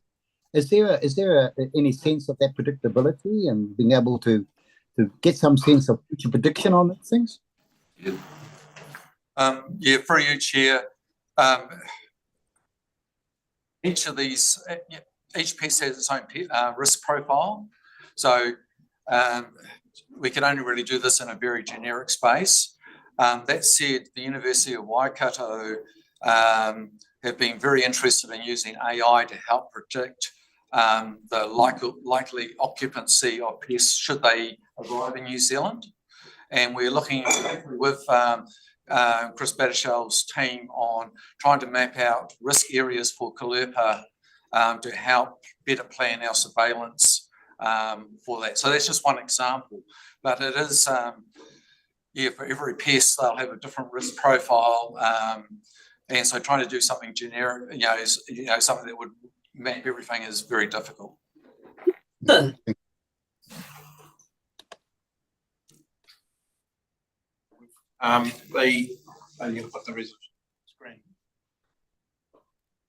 Just have a question with regard to the second one, which is about approving the operational plan and noting chair leaders or some of the comments around the table actually about whether or not there is enough emphasis on organisation. Does that mean that we can't? I think that for their control weeds on their roading, what we're talking about is noxious, registered noxious weeds. We want to spell it out. Weeds just could be just long grass and that sort of stuff, which is a huge task. For your chair, the regional pest management plan, pest plants. Yes, that's it. Yeah, which you have a legal obligation to do. Yeah. Show them where they are. Don't have to go far. So I have a question about the approving the operational plan. Is there enough to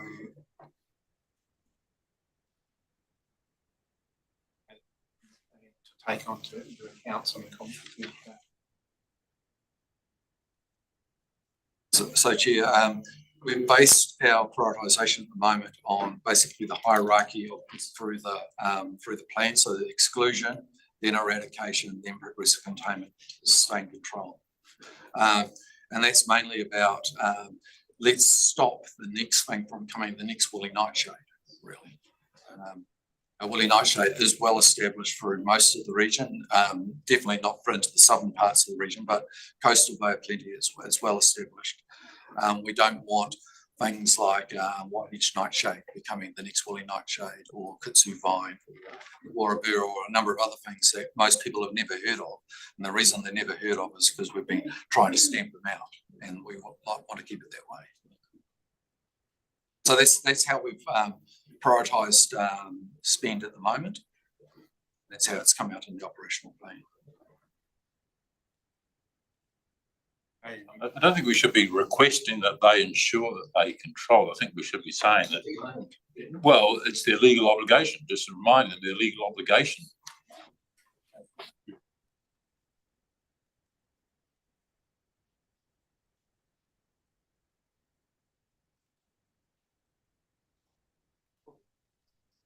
Request a meeting.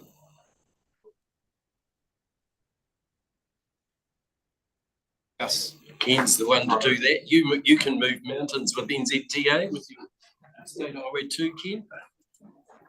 Rather than just writing a letter, I suppose I'm just. I agree. I mean, Kia kaha, I still think we it should be in writing, but. Note that they have a requirement, right? Note that they have a requirement. Statutory requirement. QA, noting that they have a statutory requirement. QA. That wouldn't work. Yeah. I'd probably get a different outcome. If the QA had been doing the job, I wouldn't be so terrible at spelling NZTA.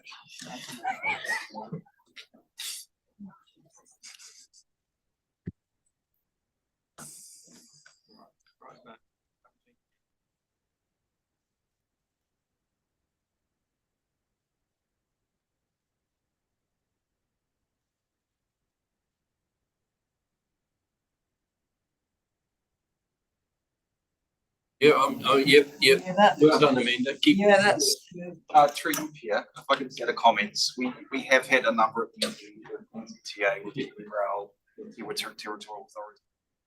Conversations are ongoing. It is very widespread, but there have been some significant control operations that have been undertaken, and there's some that which I'm that many of you will see. And happy to continue to have these conversations. Roadside corridors are especially challenging. So we are in regular conversations. Got mixed messages here. One is that NZTA is not doing the job. The other one is that you're having meetings which you're finding productive. So I think the big thing here is basically their budget that they've got is, say, they've got a big budget for vegetation management. They definitely prioritise that on safety, which is obviously really important.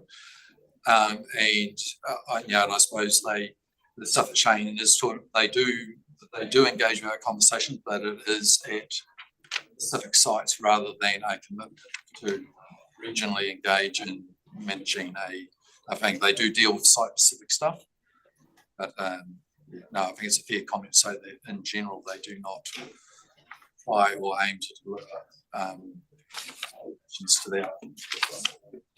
I still think on a political level that we should be backing the whip, as it were. Give Shane some more bullets. Councillor Nees. Thanks. I'm happy to second that resolution. I was actually going to raise the very severe infestations on the state highways around Tauranga and Western Bay, and the fact that they seem to be growing and spreading hugely. So I totally support this recommendation, and I thank you all for raising it. Okay, so just to clarify that this is about not a meeting at staff level, but at a more senior level, so that it's the objective being less piecemeal and.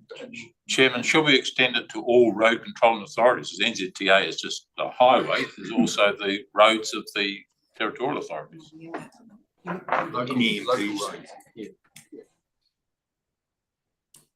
All local controlling authorities. It just might be hard to manage a meeting with that many things. It might take 3 years to keep with it.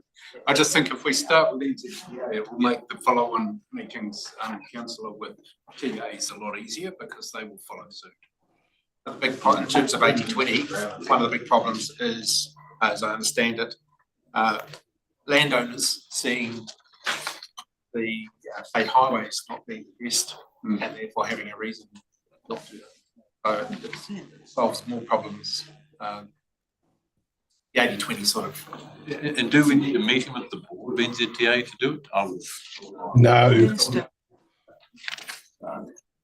I mean, the NZTA's got time for that. The issue is important, critical, but I mean, they have plenty meeting with the board to discuss Woolly Nightshade. I mean, it's not going to delete.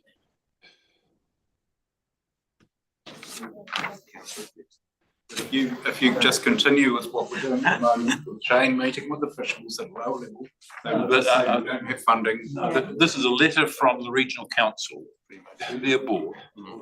You don't need a meeting with the board, is what I'm saying, to do that. Councillor Thurston, I think you've got the suggestion. I think Councillor Shirley summed it all up. You were going to need the London Coliseum for the meeting. Let's have a reality check here. But I think if you just simply write to the Honourable Simon Bridges, the chair of NZTA, noting that and reminding him of his statutory requirement, he and his board, and seeking a response with urgency. So, full stop after roading corridor. Okay, the mover of the resolution has suggested that what's on the screen is Councillor Lees. Yes. Okay. Any other discussion on that resolution? Oh, are you still got something to say, Councillor Thurston?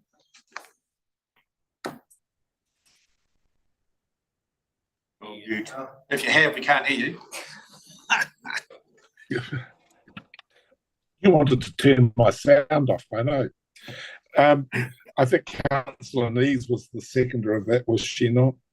But I certainly don't see any merit in calling a meeting with the board of NZTA, for God's sake. I think right to the chairman of the board, what his response is, and then take it from there. Thank you, Councillor Nees. Yes, thank you. I support the change to the resolution. So I'm happy to second. Just a note. I think it would be a good idea if you actually give an example why it's so important. And the one that was raised by Andrew about the woolly nightshade and the threat to our regional economy might give them a bit of pause for thought. To if they don't understand why it's important, they may not act on it. But yeah, I really do believe in this case, because woolly nightshade is a potential host for the Marmorated big stink bug, and the implications for our economy are huge. I think an example may help them take us seriously. Sure, the staff will note that. Okay, if there's no more discussion, then we'll put the resolutions. So if you put it on the screen again, please.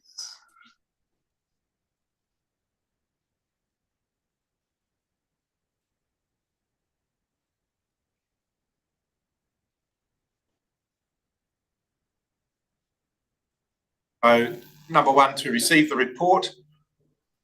2, to approve the operational plan. And number 3, to write it to NZTA. All those in favour? Aye. Against? Thank you, Greg. And I understand that was your first presentation to council. So well done.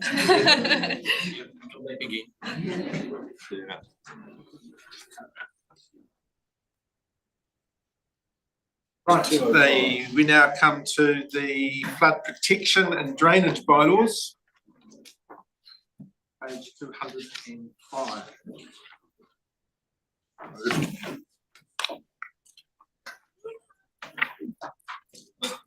Yeah, good afternoon, councillors. Yes, just acknowledging that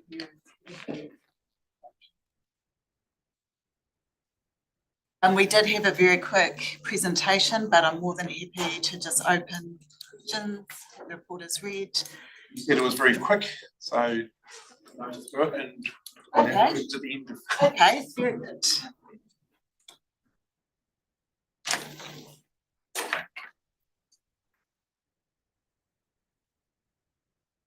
yeah, this presentation in this report just highlights, in particular, the work we've been doing implementing the flood protection and drainage bylaws, particularly the last financial year. Joining me today is Hemi, who has been working with and Waihi Tapu sites that are within the bylaw.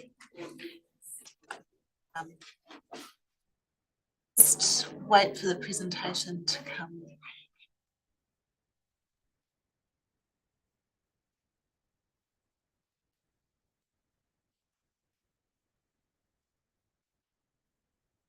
Yeah. While we're waiting, Kirsty, you talk about development of ploughing rules under part 2 of the bylaws.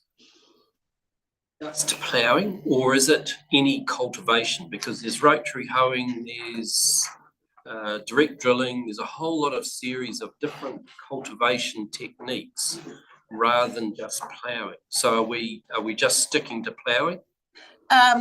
Yeah, so part 2 of the bylaws covers fencing and ploughing. Yeah. In those lower reaches where those soils are particularly pumice and sandy. So the term ploughing does cover tilling, any type of cultivation. So it's multiple tillage techniques we should be using as opposed to ploughing. Yeah. Because when I think of ploughing, I'm thinking of, I don't think of rotary hoeing or anything like that. But can we change number 2 to the development of multiple cultivation techniques? And that encompasses everything when you're tilling the soil. Yeah, but can I just make a comment here? Ploughing when you plough and use a proper plough, you can, if you continue at the same depth year after year, you develop a pan. You don't develop a pan when you're using a cultivator or other mechanisms, because the height varies depending on the soil context. But ploughing is at a specific depth, and I think the bylaw said that more than you may not plough deeper than 30 centimeters or something like that. But ploughing is quite specific, so I don't think we want to get into multiple cultivation, because that's not where the issue is when it develops a pan, and that's through the traditional plough system. That's me as an ex cropping farmer.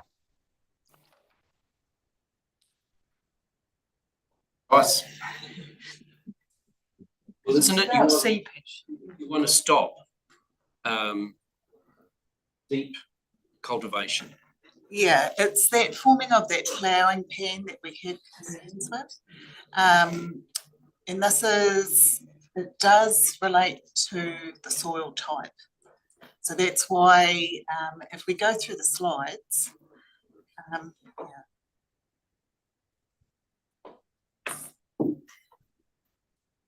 So moving on. This slide here just highlighted some of our implementation statistics. So last year we had 88 bylaw authorities approved, and we have an internal KPI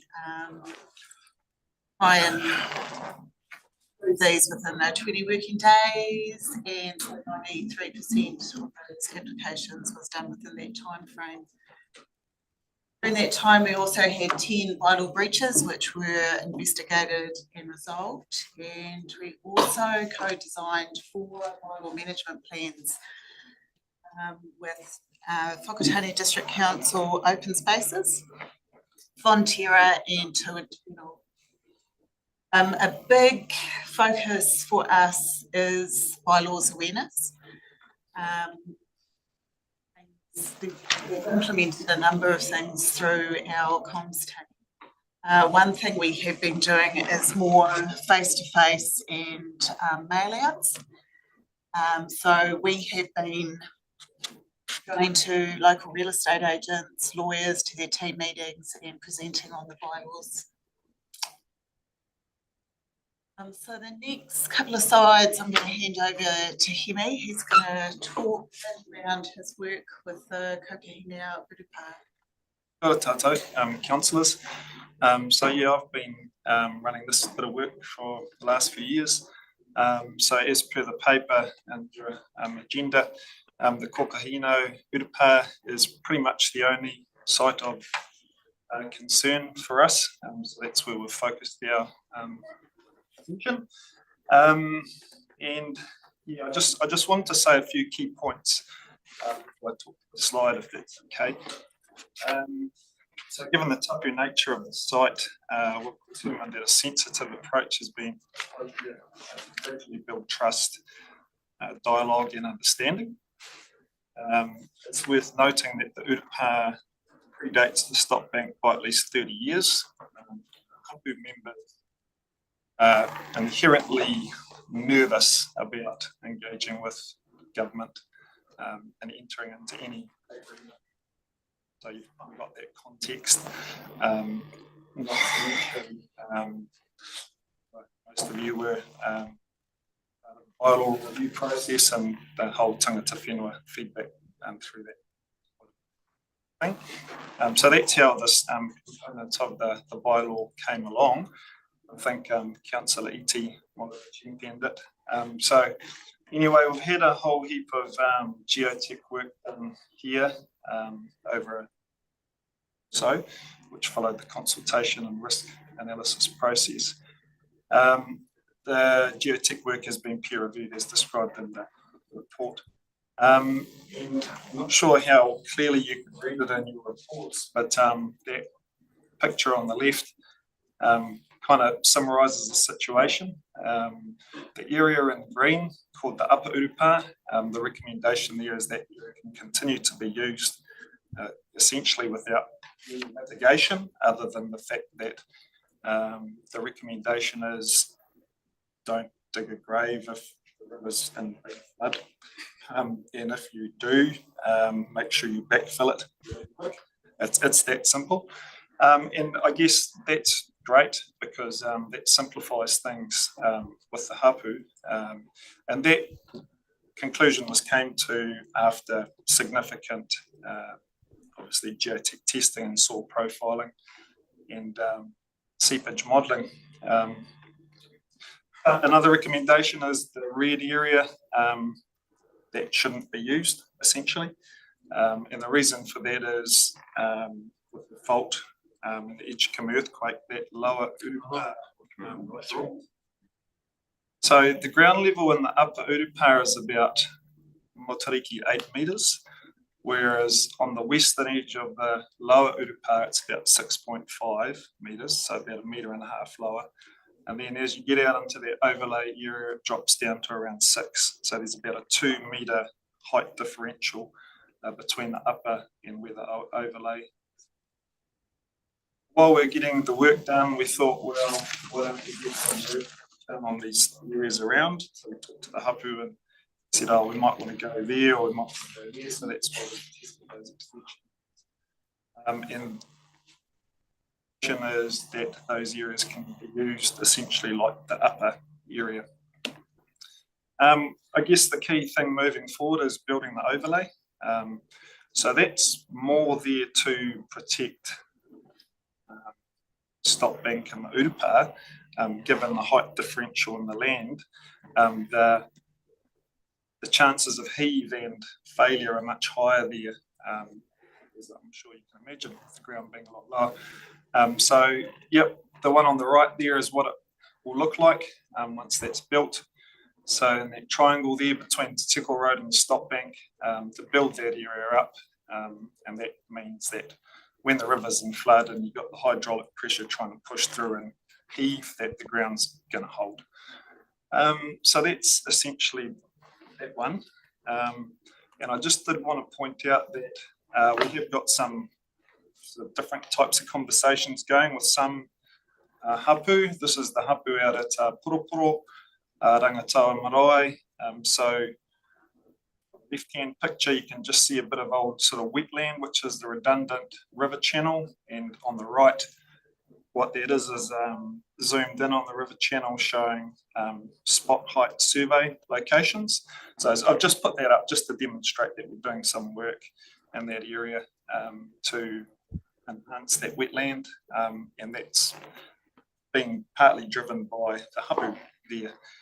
So they may send us a letter requesting that we engage with them more formally on, which they're pushing to include opening the top end of that wetland up. So you've got downstream and upstream water coming in and out. At the moment, it's perched. So yeah, the bylaw gives iwi and hapu the opportunity to work with us to co-design management plans to protect their cultural practices and places as much as it gives us the opportunity to work with them to protect our assets.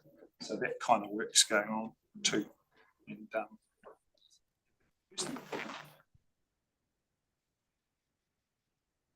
And, so just looking at. Can I raise an issue with regard to the Urupa, please? Yeah. I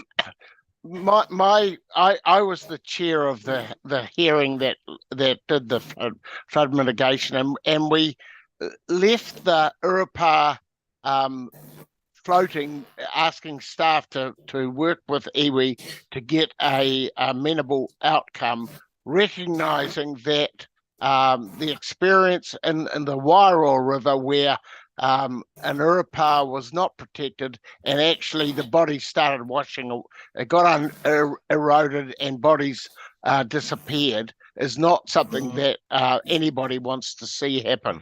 I think we were thinking as a hearings body that as long they could still use the Urupā as long as they did the same mitigations as would be required, for instance, when you put in a kiwi fruit pole. In other words, you put some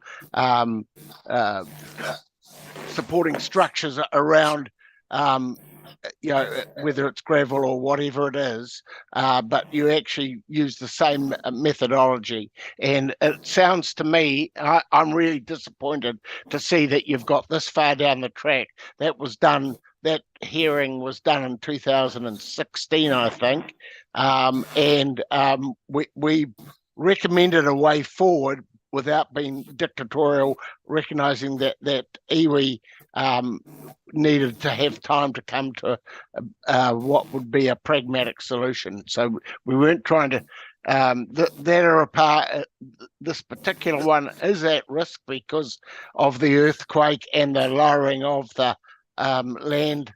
So it's no longer on high land, and I don't think the solution that staff have come up with iwi within their management plan is at all satisfactory. I think it's I don't think that you're mitigating the risk at all with this proposed solution, and I urge staff to go back and actually have a look at what was the hearings deliberation process, and it was all written up within the decision what we were recommending, and I think this is a total cop out, and through a lack of understanding by the iwi concerned, and our staff have allowing this to happen. And now what I want to know, the mitigation that you say by raising the level of the ground to the south, what is the cost of that, and how effective do you expect that to be when we know that history tells us in that catchment that you get water spouts coming out up to 200 meters out from the riverbank through soft exposure. And that's what we were trying to mitigate against, and make sure that the Urupās were safe and didn't have to be removed. But I can see this is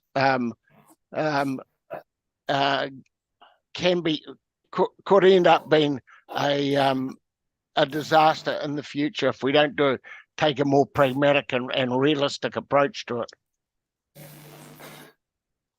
Through you, Chair, so I guess our approach was to engage external geotech experts, and that work was peer reviewed.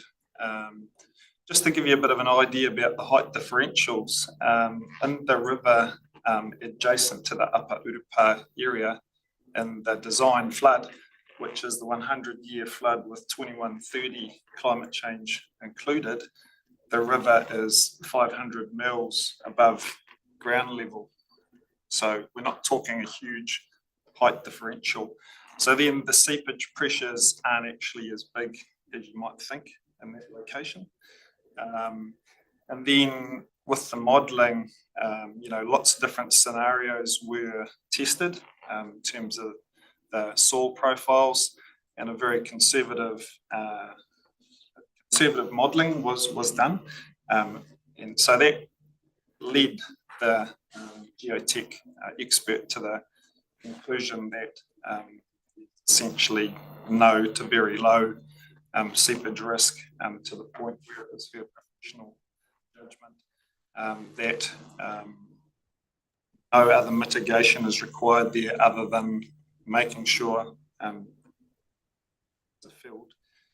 She also did some modelling with open graves, graves where the casket was new, graves where the casket was old and perished, as it provides a different seepage path. So the analysis was very technical and in depth, and it was peer reviewed. So I just partly respond to that question. Can I just have one more crack at it then? If that's the case, it makes a mockery of our whole flood review back in 2016 of asking farmers on the same catchment to set back any activity that required any depth of either cultivation or inclusion of planting trees or putting fence posts in. What you're saying, if it's okay for an urupa, then it should be okay for farming, and that geotech peer review should have been done before you asked us to review the thing. I'm absolutely shocked at the result that I'm hearing today. Yeah, okay, so we've had some further information, not exactly a paddock. And you've come up with a solution which, as you say, has been peer reviewed by the experts. Yeah, so satisfied that it's robust. it's been, so the initial geotech work was undertaken by Marianne O'Halloran, who's very familiar with and it was peer reviewed by Becca, and Mark Townsend has been guiding us with this. Okay, we've got to move on. It's getting on towards dinner time. Have any more comments or questions about this report? Well, I am seeking from elected members your guidance and support for our proposed timeline for further developing our ploughing rules. We did do a literature review based on 14 research questions, which I think might be helpful to circulate in response to Councillor Winter's questions previously. Timeline we're aiming for is in preparation for the next bylaw review, which is meant to kick off in 2028.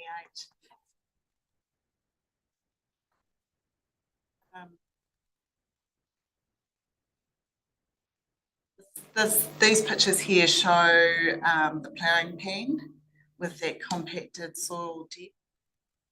Literature review also highlighted issues around traffic pans where heavy machinery are repeatedly on the same spot. But I definitely think that review may. Oh, it just comes back to my definition of, I've done deep ploughing and I've done shallow ploughing to break that pan. So I just think we need to make sure our terminology is right in terms of cultivation techniques. If we're cultivating the soil, it should be all forms of cultivation, not just ploughing. So can I understand that for the purposes of developing the rules, then we can have the one other consideration. It might well come back to using the word ploughing.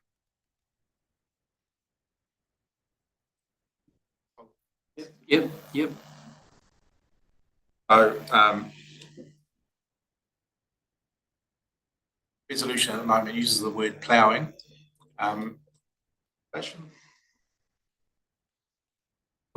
Put cultivation in brackets after ploughing. If that's assistance to you, Kirsty. Okay, so would someone like to therefore move that amended? Yeah, I will. Resolutions, Councillor Winters, seconded by Chair Leader. Hello. Sorry, I want to know what the resolution was. What the timeframes.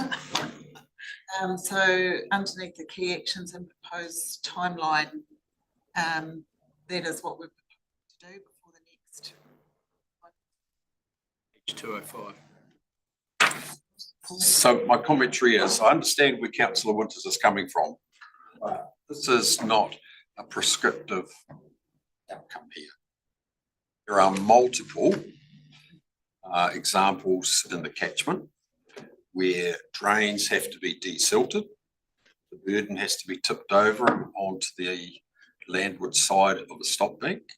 And to suggest that you can't cultivate that to work it back into the profile of the stop bank, you're nuts.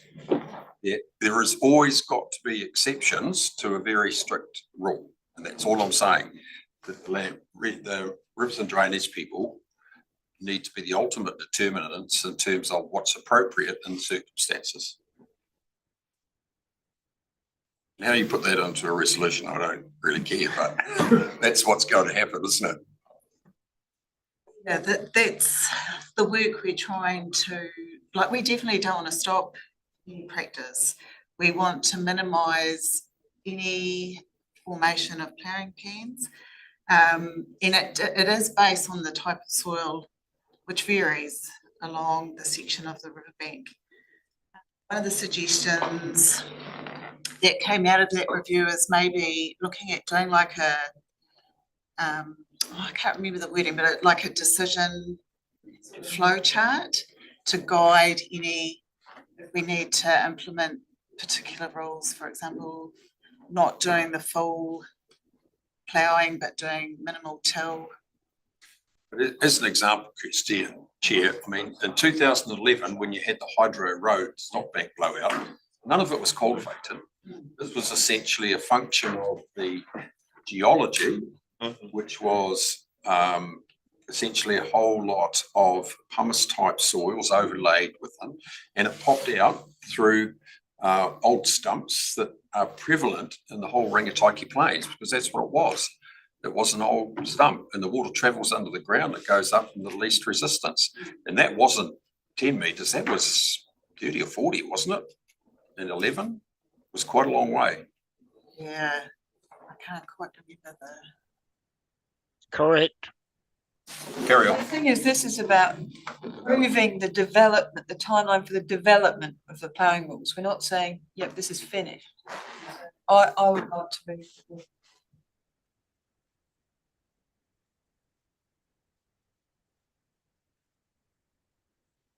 Moved by Councillor seconded by.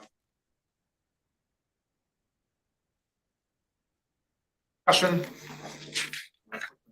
Resolutions, all in favour? Aye. The next section is information only, the environmental code of practice for rivers.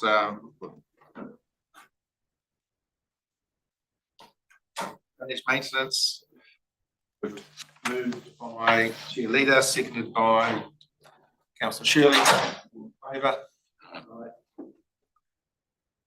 To receive the reports on the district. Hang on. Like, can we ask a question? I'm happy Sorry. to answer questions. Yeah, if you want to. Sorry, I'm just trying to, because I made notes on here trying to catch up. So my question is, so on page 219, the ops team is proactively implementing habitat improvement works wherever this is practicable in conjunction with planned maintenance or construction works. I'm just wondering, is there some kind of measure or matrix or KPI in terms of, because it's not clear for me, this kind of wherever this is practicable, how can I ensure what that means, if you know what I mean? So what I'm wondering is, how do we know what the measure of it's being practicable or not is? So that's my first question. And the second one is, softer repair methods involving vegetative nature-based solutions are prioritised over harder engineering options. So how do we hold that accountable? Because it could be discretionary. So one staff member could look at that and go, oh, no, not possible with nature-based, let's go for an engineering hard structure. And another could go, oh, no, we could do that. So how is it held accountable that the highest bar standard of those two things actually happening in practice? I'm starting to regret inviting questions now. That's a very. tricky Sorry. question. You can get back to me on it. It doesn't have to be now. I mean, the obvious one would be to talk to the Rivers and Drainage Manager, Dan Beck, about how he goes through these decisions on a day-to-day basis. These are works that come in all the time, and to come up with some sort of way of reporting on that. Yeah, I suppose what I'm thinking. Well, Councillor Shirley might. I hear what Kat's saying, but I would have thought with this sort of stuff, at best it can be a guide and an intent. If you end up with sort of prescriptive, hard rules, you're going to end up with sort of the lowest common denominator, very perverse outcomes. It's horses for courses, but yes, we want to, wherever you can, favour soft options. But it's words like where practicable, you have to have it, in my view. I appreciate that. So just to sort of finish my train of thought. In our LTP have identified that and we've all sort of confessed to, this council is moving towards using more nature-based solutions. So it's something that we weren't doing as much of, that we're continuing to progress and do more of. So it's actually a changing goalpost in that we've committed to in our LTP. So I totally get what you're saying, Councillor Shirley, but I'm not wanting a hard and fast rule. I'm just wanting us to be able to measure that we are actually achieving those nature-based solution outcomes in a progressive way, because we've actually stated that intent in our LTP. So how do we as governors know? Yeah. So look, you can get back to me and have a think about it. It's not an urgent response. It's just it's a little bit too vague for me knowing, oh yeah, sweet, we're doing that. That's definitely happening.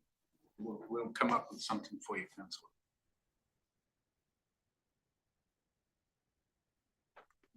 All those in favour? Right.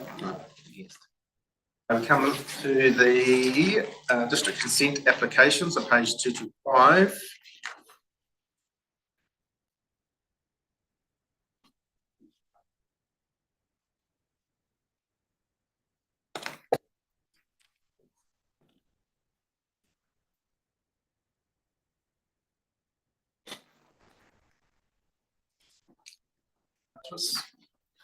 And I'm really just here to answer any questions that you might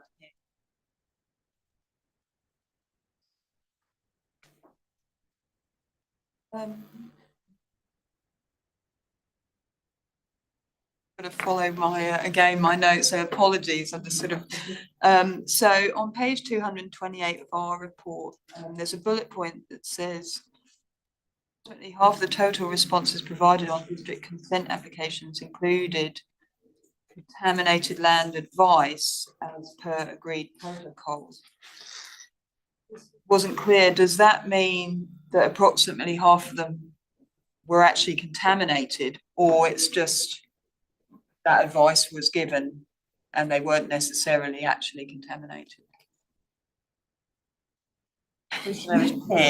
Yeah. A lot of them were known contaminated land sites. Some of them weren't, and they are now. Quite a few of them were actually Kāinora applications when they've been demolishing houses. And from the demolition of the house. Yes, this. A lot of it. That's an issue, isn't it?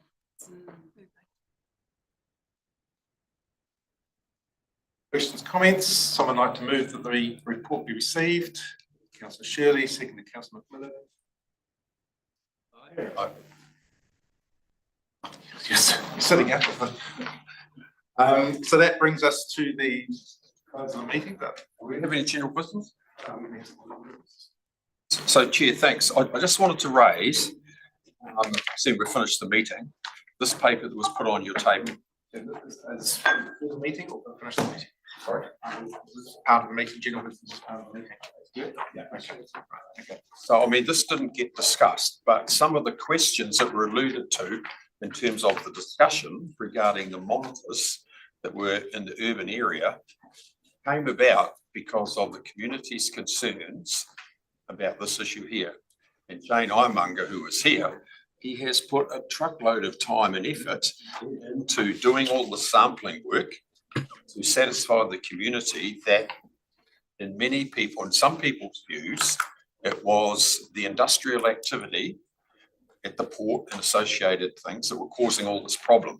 And I think this is a good paper in terms of saying there's a much bigger issue here, because this is essentially about urban development and the consequences of driving cars, living in close density, living on the beachfront.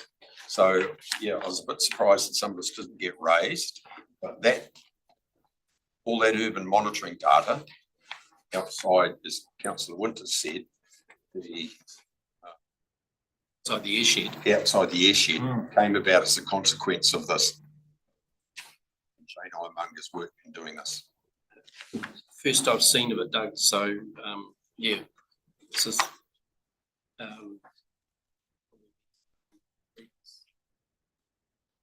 Comprehensive, isn't it?